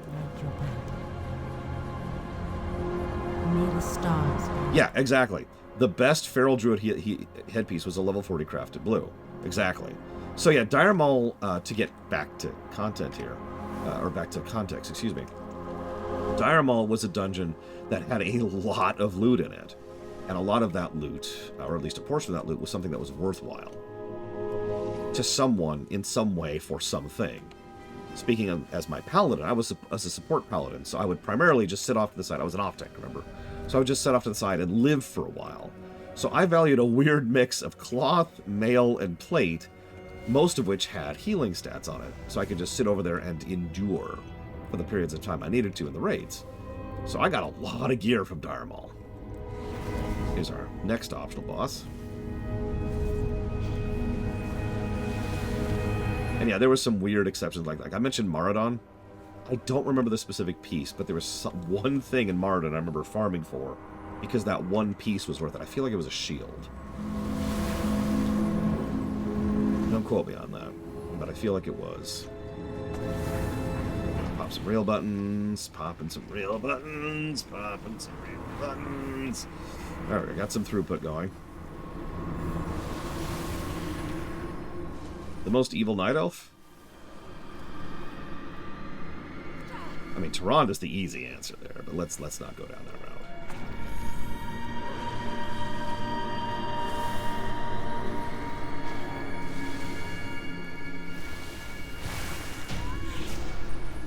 Okay, hard part over. Now to kill the thing that's actually killing Spartan. I was gonna say, if we're counting former Night Elves, it really is Ashara, 100%.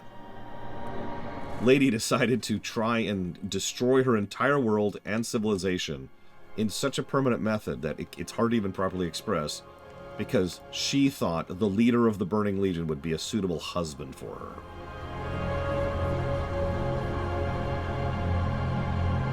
Oh yeah, I forgot about it. The Eldrith daughter. Darter. Eldrith daughter? God. I can't tell. Xavius is definitely up there too. Xavius is a little different than Ashara. She's got a colossally huge ego. Oh, I guess they're trash? I swear there was another thing up here. Ah, it doesn't matter. That's true, Luthor. Xavius was incredibly self-interested.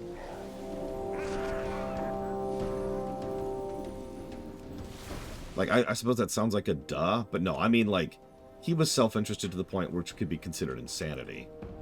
Congrats. Maverick.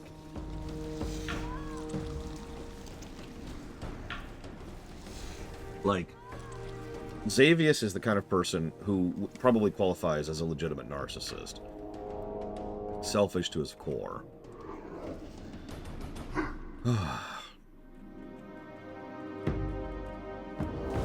Maiev is an interesting one.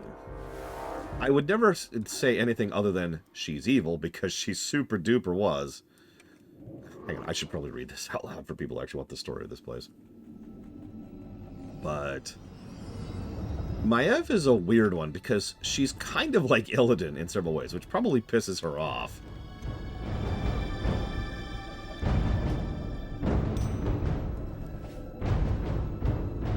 She's extraordinarily focused on the ends. She does not give a crap about the means. She cares about the ends. And she is willing to do or put up with a lot of things just to get to whatever end it is that she's particularly interested in, right? Yeah, he who faces monsters, blah, blah, blah, blah.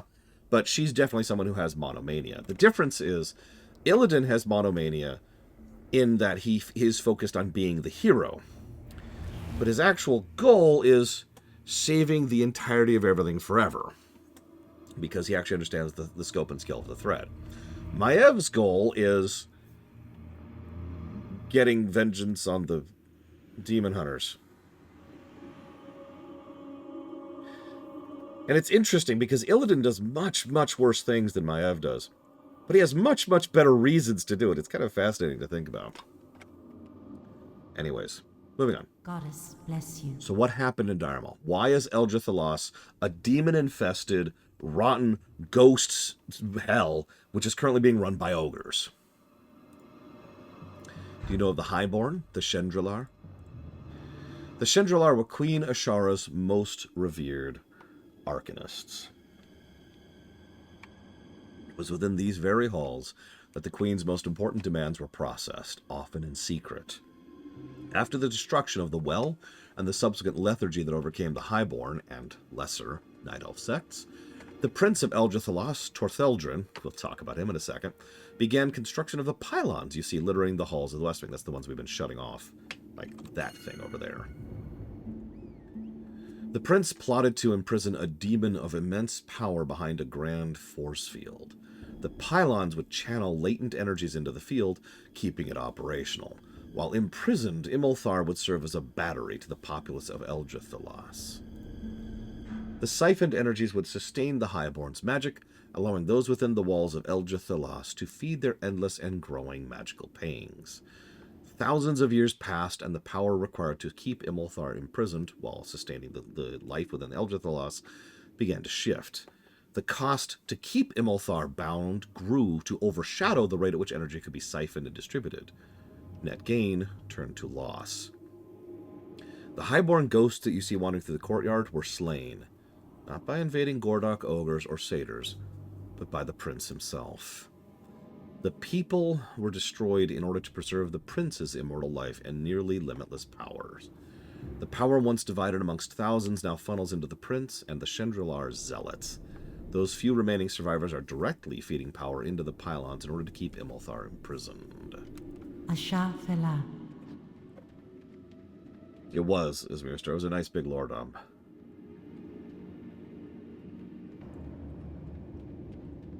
Oh my god, it's literally a chainsaw.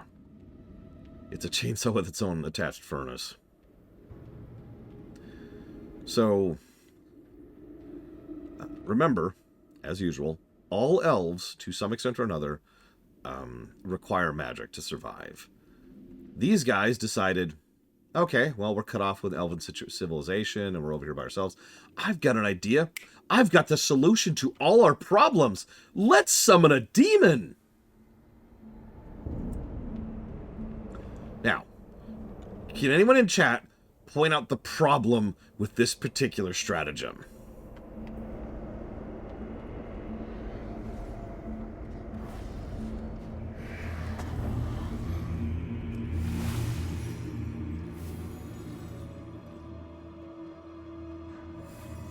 God, probably Uthor. Yeah, it's just summon a demon. It's the solution to every problem. So, history. Spirit damning. You know, I'm kind of lonely. Summon a succubus. What, my soul? Can I give you someone else's soul instead? Please? Please?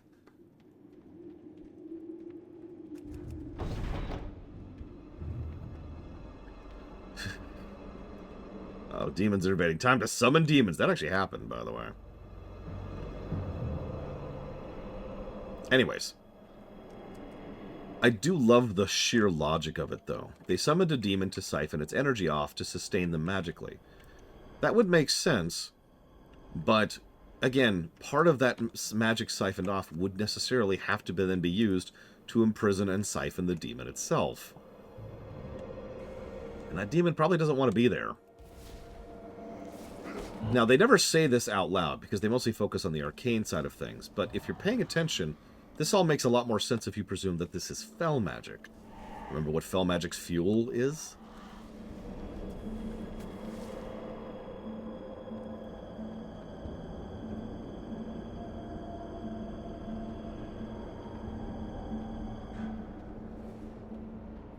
Yes, beer. The answer is beer. Mr. Red, you're fired.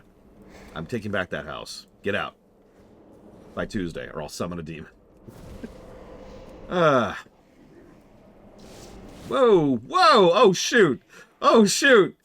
I wasn't ready for that at all. We're all gonna die. Let's pop some buttons. Let's pop some buttons. We're having a time. We're having a time. It's fine. It's fine. Everything's fine. Everything's fine. Everything's fine. Everything's fine. That was funny.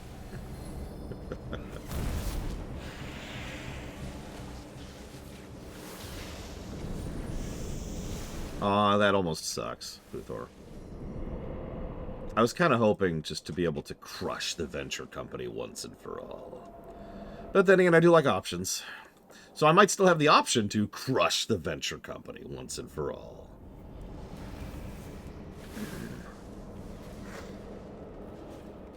But yeah, sorry, getting back to my Fel thing. They have been feeding this prison with the lives of their citizens.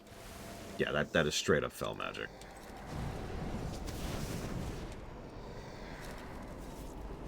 Yeah, honestly, so did I. I really only have one question. It's the question they will never answer until the raid's actually out. Do we kill Gallywix? I want that rat bastard dead. I've wanted him dead for years.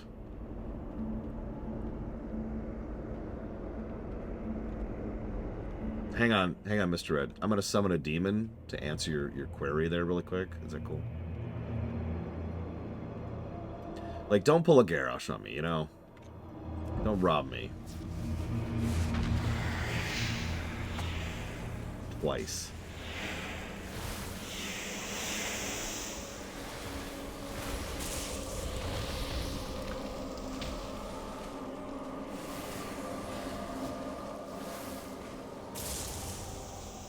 Definitely don't write the book.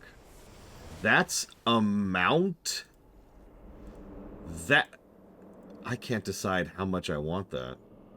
I mean, I want it, one way or the other, but, like, I can't decide how much I want that. I saw the chair. Yeah, I figured out where it was. Oh, no, they do not 100% Trihexia. The elves of Eldrithalos were screwed one way or the other. Why do you think they've retreated to only 1/3 of the city? And even this third is just a bunch of ruins. In fact, if you really pay attention, the only actual living remnants... You notice we haven't met any of them yet. We have not met a single one of the surviving members of the Chandrilar. And we won't until we do this last beacon. By the way, you can also see... Nobody really looks up. You can see these beacons from anywhere in the dungeon. They go all the way up to the skybox. In case you ever want to figure out where they are. And don't know. Oh, that looks cool. That looks like a metal orc version of the Mechagon mount that I have.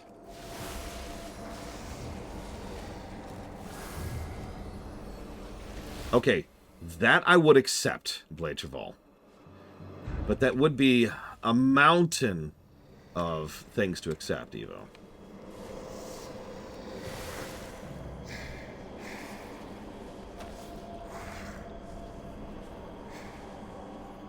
Now, there used to be an event here when you hit the last one. Looks like it doesn't even trigger anymore. Used to be when you released the last one, like there were some dudes there, like holding my place, and like, oh my god, he's loose. And then he would, like, kill them all. Yeah, you're probably right, Mr. Ed. Gosh darn it.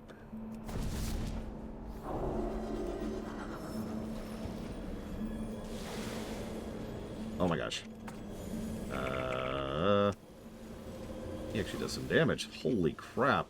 I have to hit buttons? How dare you, game. How dare you make me hit buttons in this game. That is not allowed. Yep, I'm just going to pop some heals right here. I know where this is going. I've fought this guy before. I helped someone get their warlock mount before. Oh Jesus, I'm falling behind. What is slowing me so much? It's the infected bite, isn't it? Yep.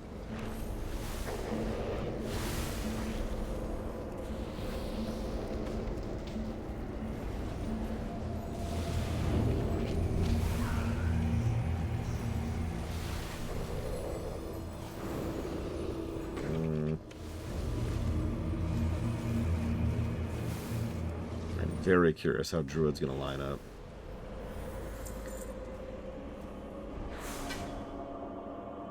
Chill here for a second. Wait for all the eyes to die. Alright. That was fun. I am shocked I didn't die there. I blame Mr. Red for the fact that we didn't die.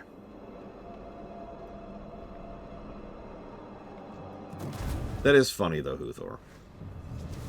I may actually have to hold off on reviewing the left tree of Druid until whatever.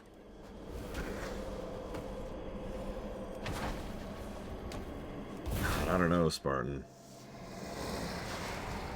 I feel like I'm going to lean towards a no on that for right now. But when we start getting to the actually no really dungeons, which we will as soon as we hit Silverpine Forest, I'll start thinking about really paying attention to how those fights go. Because if we start to have some real mechanics and having to really try in real fights, that sounds like positives to me.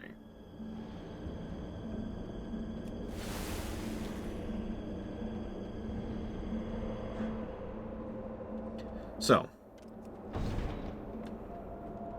I mentioned that all of the surviving members are all in one spot. Well, here they are. There's like one over there, one over there. This is actually some interesting visual storytelling. Check this out.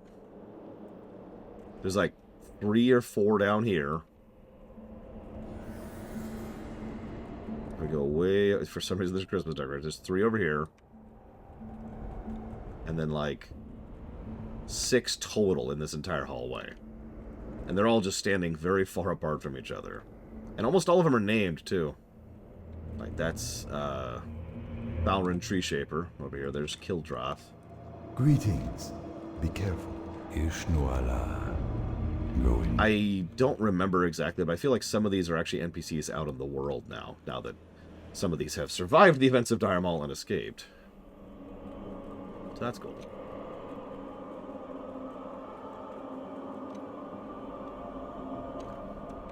I mean, shape weaving, admittedly, is kind of interesting. But, eh. Am I where I think I am?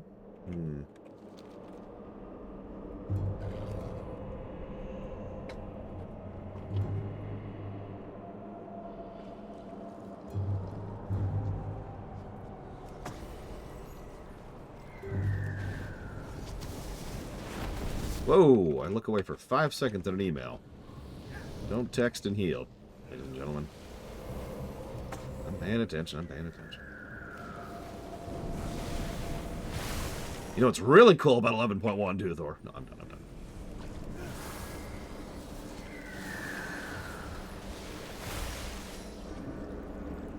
Oh, okay. Well, I'm nature locked for a second.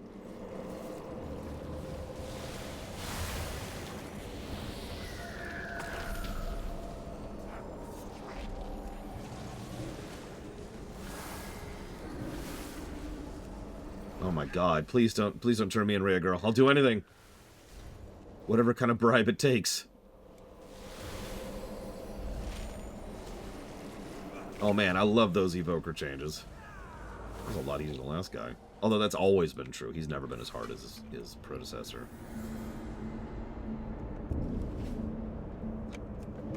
How are we doing on time, Maverick?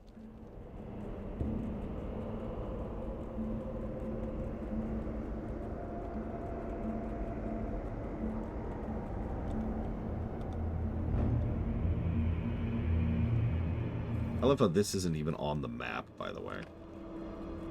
Most people don't even know There's actually a shortcut to go straight from west to north. I believe there's a shortcut somewhere in east as well, but don't quote me on that. Oh, they totally did, and they totally did, Triaxia. The answer to that is very simple. Eamon had a lot of political clout at his back. And his own army. So...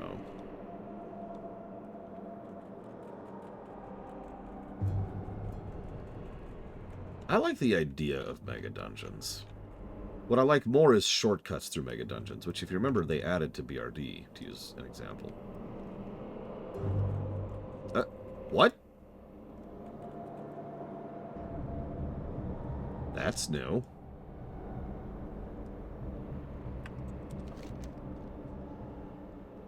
Huh.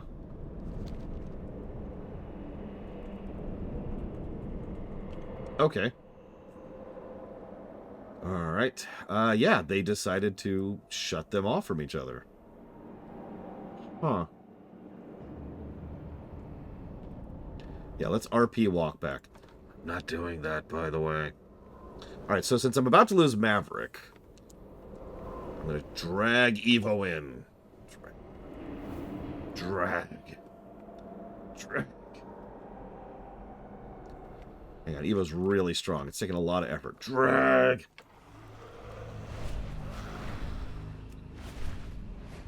If you're wondering, the fastest way back would probably be to go to your capital city, then go to the Caverns of Time, and then fly.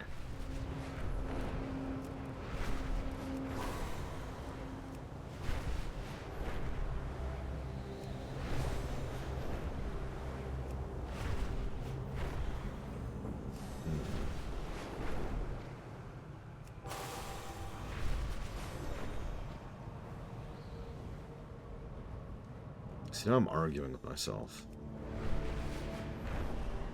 I hate arguing with myself.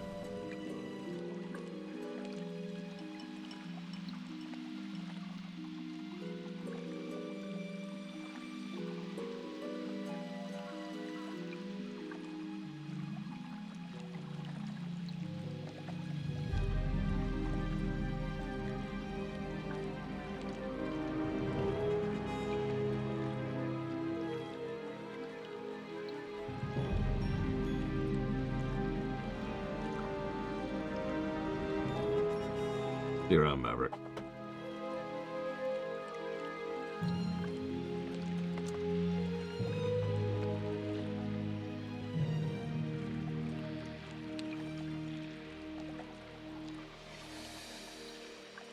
You mean like shamans do, Mr. Ed? I don't disagree, though. It's really funny. Not to continue to bash vanilla, but... One of the things I hated about vanilla was the one Hearthstone you had, which had an hour cooldown. Nowadays, we have so many more options.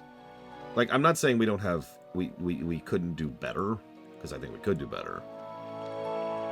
But it really is nice to have, like, you know, the Dalaran Hearth, which is functionally a portal hearth, because that goes straight to a portal hub.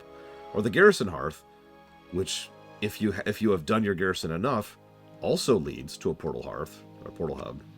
And then your regular hearth. And then if you're, let's see, if you're a druid, you have another hearth. If you are a shaman, you have its... So, okay, hang on. If you're a druid, you have a completely separate hearth, which goes somewhere else. If you're a shaman, you have a second hearth on a 10-minute cooldown. Oh, hey. Whoop, whoop, whoop, whoop, whoop.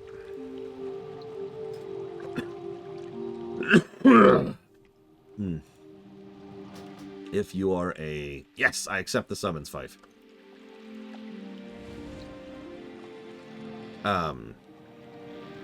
If you are a... what else? Druid, Shaman, Mage. Monk had something for a while there. I don't actually know if they do anymore. Like, they had the thing to go back to their training camp. They also had the go to training camp and then come back ability, which was pretty cool. Oh yeah, Death Knight had its thing too. That was, I think that's the one I was forgetting. Here, hop on, Evo. Or Mr. Red. Oh, time to follow me then.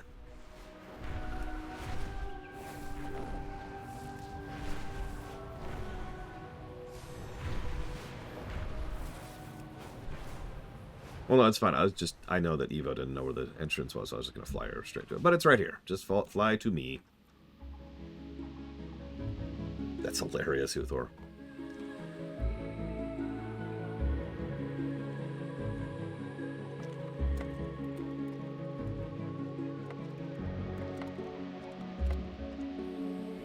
Eternus! What? Eternus! What? Oh. Okay.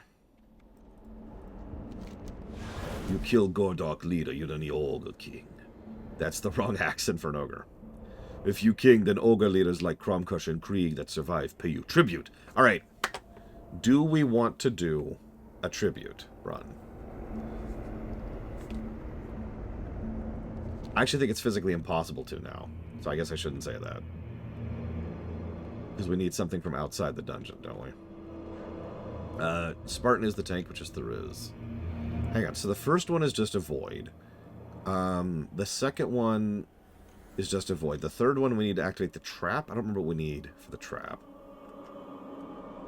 God, it's been so long. Hang on, what do we need for this?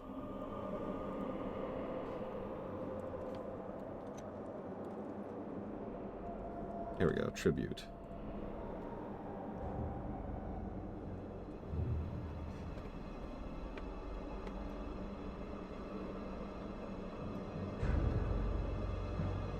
Oh.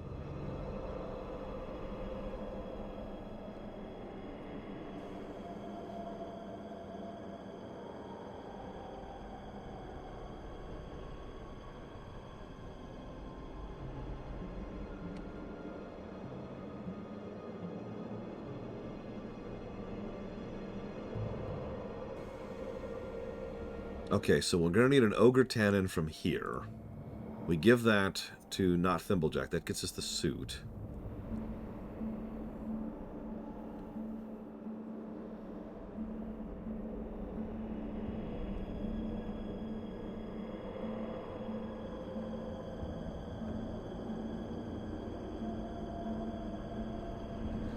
Screw it. Let's just try it. Let's just have fun with it. All these bosses are nothing burgers anyways. They're just stat blocks. Apparently, either the recipes are gone or the ingredients are gone. I don't know which it is. So, let's just find out what happens.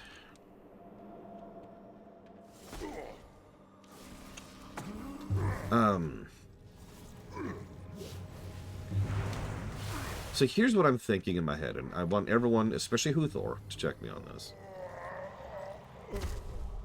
What I'm thinking is we could go ahead and start considering bosses and dungeons for review again, assuming this scaling sticks, which so far it has, pretty consistently. But I'm going to keep one abandonment negative per dungeon.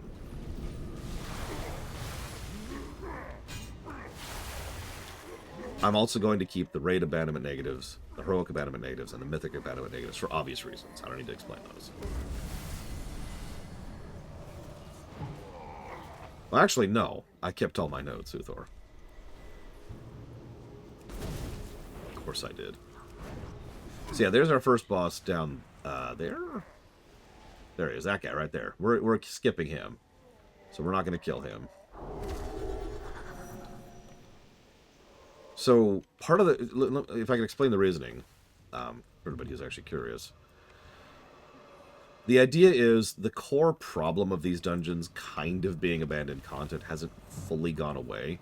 And I don't think really will unless they either implement something like FF14's roulette system, which will then encourage players to go do previous dungeons, which will then essentially remove the problem of sitting in queue for an hour and a half to do one dungeon.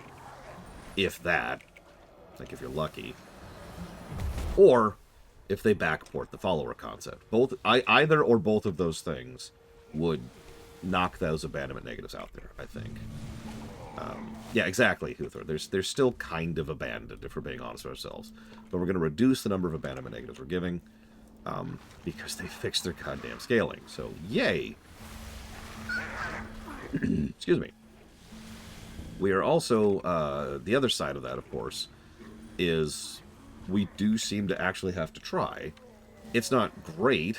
Yeah, the bosses can actually be bosses. We can see mechanics, we can have gameplay, we can have fun. I have to pay attention as a healer, tank, and a DPS, and I have very deliberately been doing all three roles in order to test that over the course of the last couple of days, ever since we started doing these again. So, there is still content, and then we can review that content, but it is still kind of abandoned. There's the logic.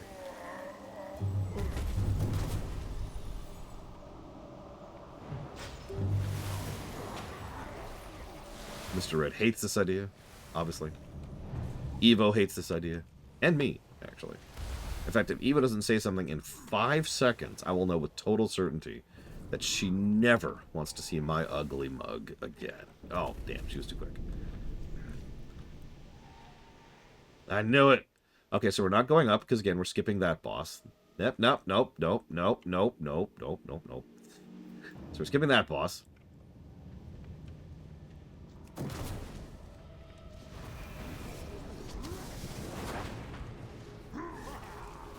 Okay, and thank you, Five. I was good. I really did want people's honest thoughts about it.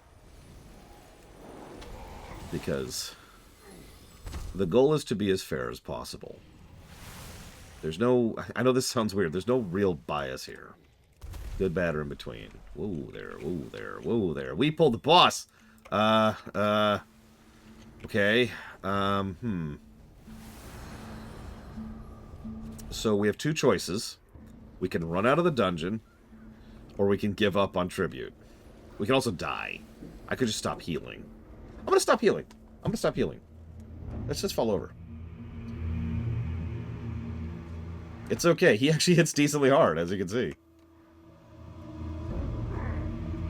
Yeah, if you slash sit, he'll actually auto-crit you. Here, watch this. He's gonna... Bonk! Right in the face for 75,000. Ugh. Now, don't release. Don't release, okay? And don't get back up immediately, like Five just did. Okay, I'm gonna watch him. He should reset here. So yeah, he's gonna come this way. It's okay, it's okay. He patrols this way. We just weren't quick enough. It's all good. It's all good.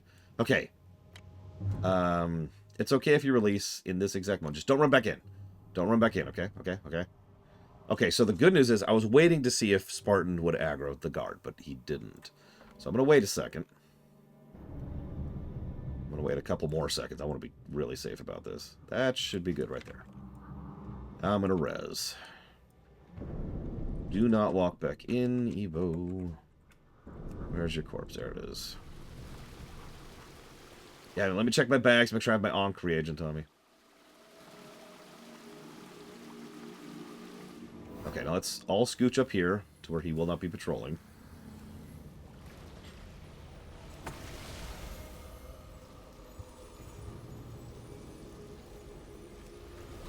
I've got a player yank.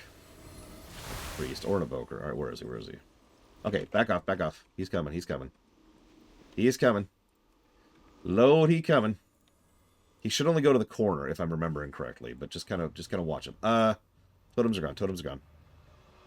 Okay, is he gonna turn? Okay, he turned around. We're good. I was right. Yay, memory! It's been so long. It's been so long since I've done a tribute run. No, I have not, Creamy. I'm curious what they're doing with Marks. I have heard what they're doing with Druid, and I'm in favor of that. Okay, so we're gonna go down through this hallway to the left here. If we pull some of those ads, it's fine. But the goal is to just scooch over here. Alright. And we're good. We've officially dodged our second boss. Excellent. Now the third one, this is where we might actually fail, because I don't know if they fixed this. Back in the day, I don't know if you needed an engineer, but I knew you needed a leather worker.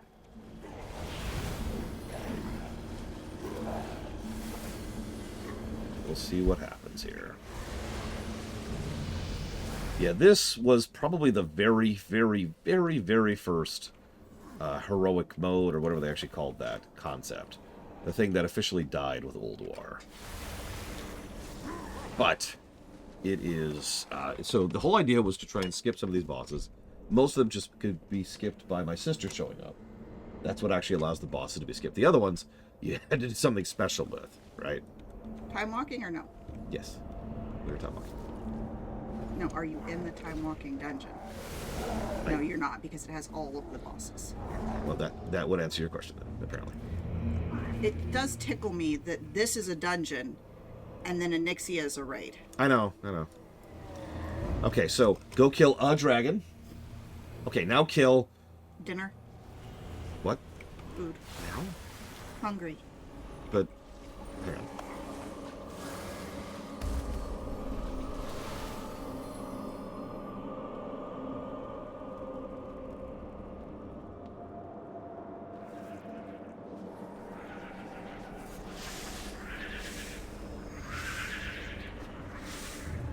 Alright, we now have a timer, everyone.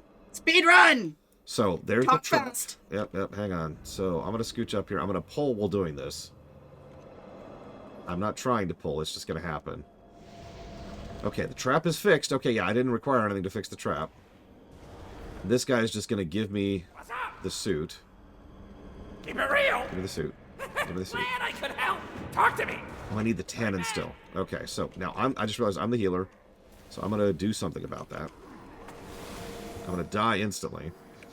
Okay, we're going to pop this. This. Where's the boss? Where's the boss? I don't see him. What's going on? Oh, God. Yeah, by the way, they summon demons, too. Remember, it's the solution to all your problems. Something. Ironically, it is literally the cause of every problem in Diremaul. Literally. Curse of tongues. I love My hunger Curse is of not yet at 100, but It's at like 98 or so. You know, it's about 87. Oh, that's even worse. Your tank is dead. Yeah, I'm well aware of the fact that Spartan's dead. Thank you for Hey, pointing it out. you're a paladin. No, I'm not. You said you're the healer. Yeah, and I'm a shaman. Well, then why is... Alright, whoever the frick is the paladin in the group, res the tank. So Evo doesn't have that at level 17. Oh, this is the guard. I just realized it's the guard. Okay. I didn't realize we were fighting the frickin' guard. Well, the good news is we're all dead.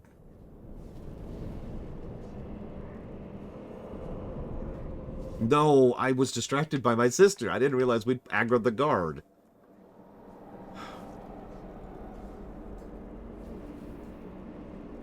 Yes. I'm hungry. Oh my God. Bye. It's hot down here. Yeah, I know. Have you not been able to get warm? Yeah, that. So you're running a fever again. I don't feel like I am. You checked my head yesterday. That was yesterday. It wasn't hot down here yesterday. Don't feel that much warmer than me. Do you have a res, Evo, at this level? Yeah. Especially if she's in holy. She is not. I know there's a heal icon there.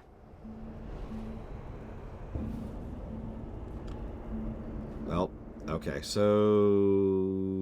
death. Alright, cool. We killed the boss, the guy I wasn't trying to kill, but we died to the trash who I was trying to kill. Something about that is extremely funny to me.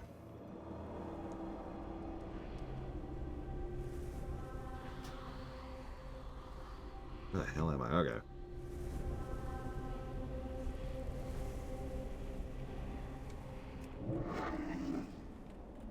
No, this is a very authentic tribute run. It really is. We're definitely getting the real experience here.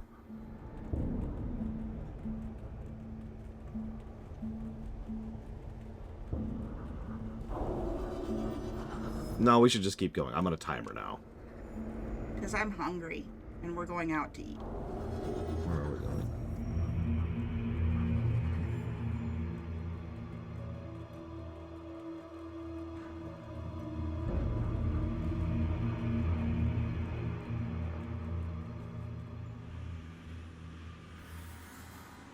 Look out, Mr. Ed. Look out, look out, look out, look out, look out. I like how you say that to him when he's going to have to wait 20 seconds. It's not that bad of delay. All right, It's that bad a delay.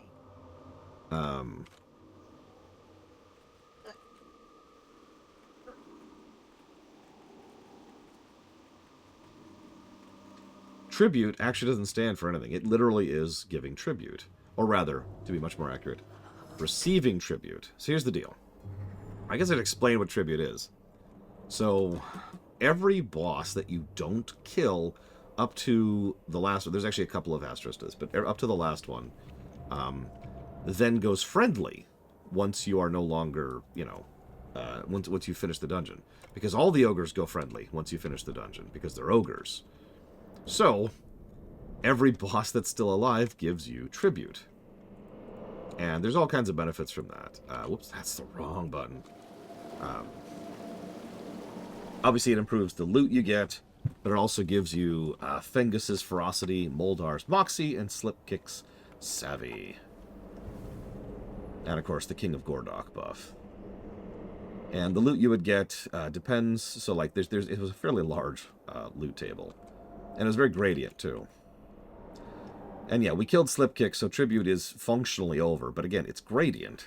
So we'll still get stuff from the guys we have not killed. Now, unfortunately, since I'm in a hurry, I cannot wait on Evo. So we have to go ahead and just get started here and start clearing. So when she catches up to us, we'll keep, you know, that'll be awesome. But for now, we need to keep going.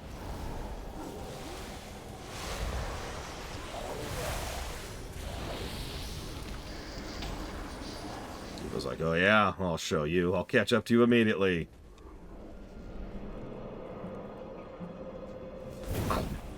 Kill him.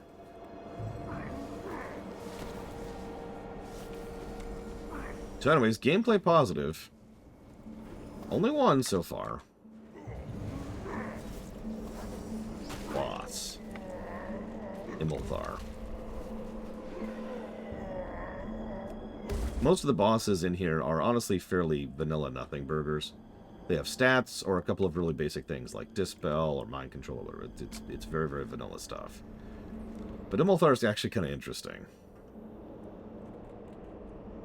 He summons a bunch of eyes. They don't do anything, but they fixate on someone and they walk up to someone. And when they reach them, they teleport them on top of and right into the middle of the arena. Okay, now let's see if we can actually manage this. That I have very deliberately overpulled.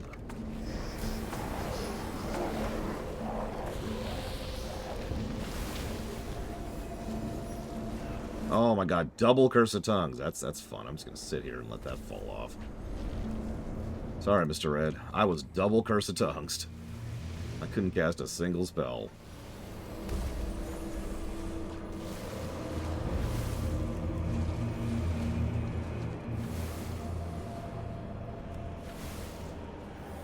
I also like to banish. That's fun.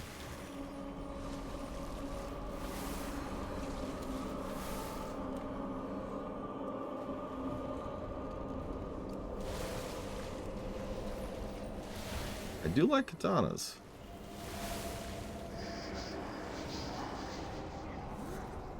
There's another Curse of Tongues. They really like that Curse of Tongues.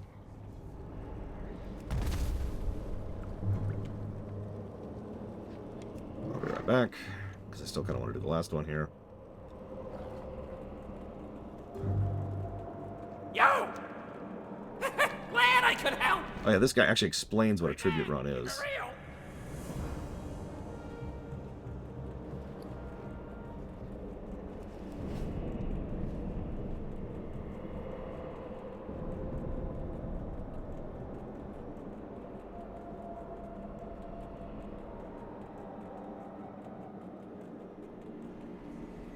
Okay. Excuse me. You're probably wondering, what's the point of the Tannin? Well, previous bosses you could just walk around. The guy below you'd use the trap in order to deal with. But up ahead is a boss who's guarding a narrow corridor, through which there is no other route possible. So the only way to get through him is some kind of trickery, and that's what the tannin is for. Now, this is fascinating, because we appear to be completely alone up here fighting these two trash mobs.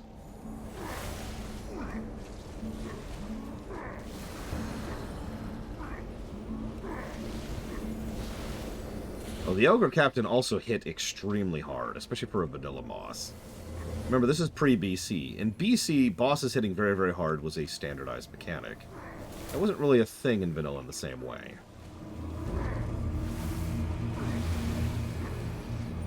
But the Ogre Captain, he hit very hard. If you see an up... Oh, no, don't. I shouldn't say that, because there's actually a wrong up. There's Spartan, who is also lost. Let's see... Evo. Oh, there's Evo. Evo's here. Yay! Okay, I'm gonna pop this really quick. Boop.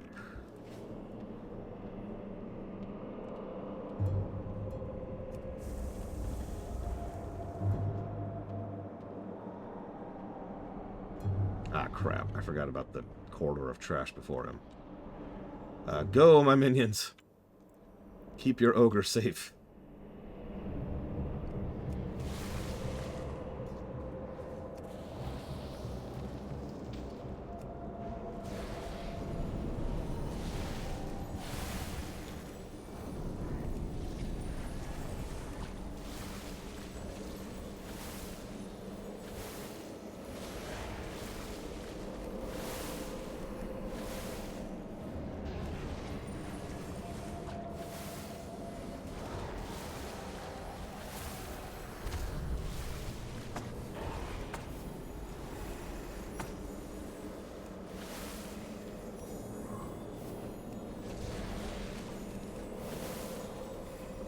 Do me a favor, Evo. Stop healing and just kill stuff. I really need you to be doing damage.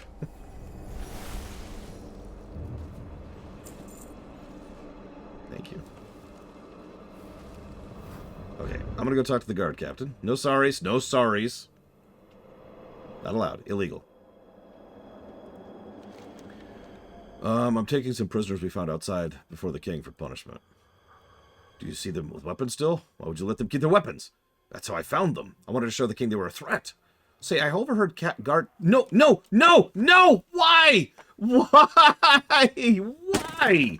We were right there! I was in the middle of talking to him! Why would you do that?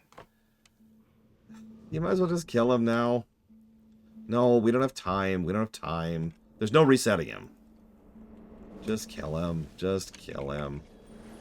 God damn it.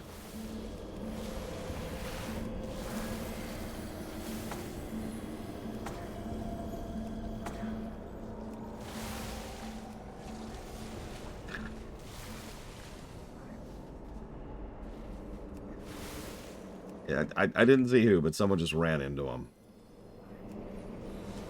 Yes, this is a very authentic tribute run. Because we were doing a tribute run. Oh yeah, then these guys show up. By the way, these guys also hit very hard. That's the entire mechanic. This whole boss is just, he hits really, really, really hard. That's his fight. Yeah, that's why the tank just fell over there. Because that's the mechanic is... Hi, I hope you have the gear to live through me.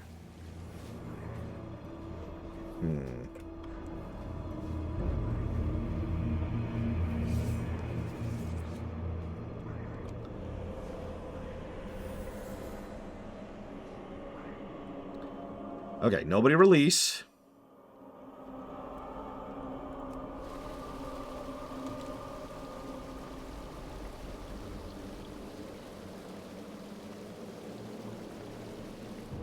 I'm honestly shocked it didn't pulse me into aggro.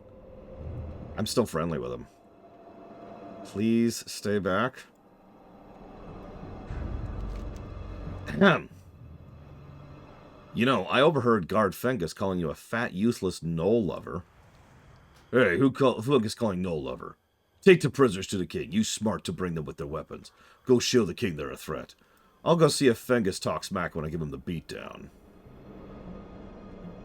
Okay, now we can progress. Just a few bits of trash left. The hyenas and the captains. And on the boss fight, completely ignore Cho Rush and just focus on the king.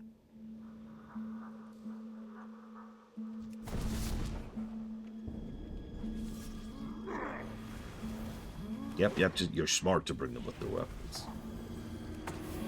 Very smart. Ogre smart. What is on my head? Apparently a hat.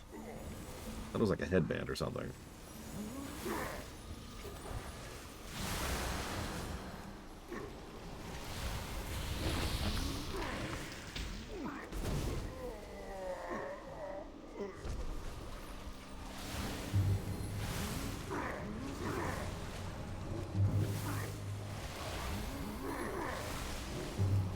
No, just keep killing. Just keep killing. Just keep killing. Everyone stop apologizing. Everyone's caught the Evo virus. It's an insidious plague.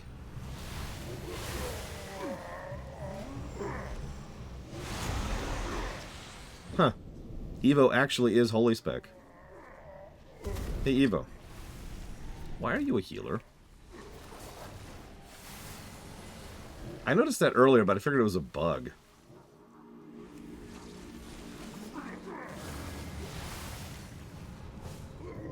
Shock it in for the win. Let's do it.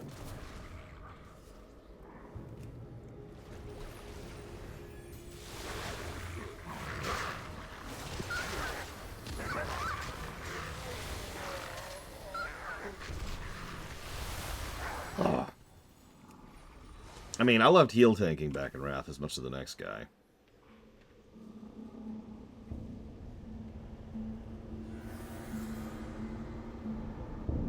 Okay, Fengus, where are you at? You call me a no-lover, I give you the hammer upside the head, says Cromcrush. Okay, so... burn down King Gordok, ignore Cho Rush. Aggro extra hounds, check. How is that even physically possible? Where did those come from? I'm not actually being facetious. I didn't even see where they came from. Where did I miss them?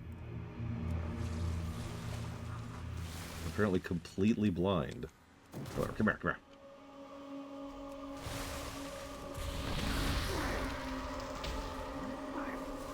No, I know you pulled. Like, I couldn't tell where you pulled from.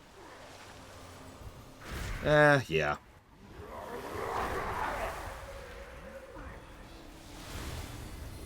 Alright, so this guy's strategy is, believe it or not, he hits hard. There's really not much to King Gordok. Yeah, he's got a War Stomp, he's got a Knockback, and I think he has either a Bleed or a Reduce Healing thing, one of the two. A lot of melee bosses had that back in vanilla.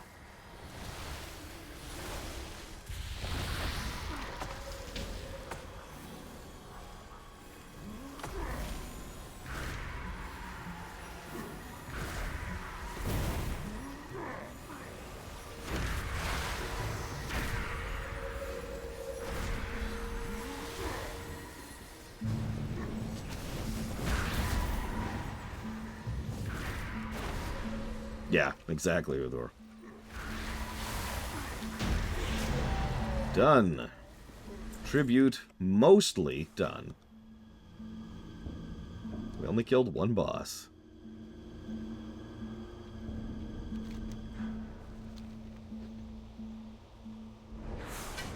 Where is he? Where is he?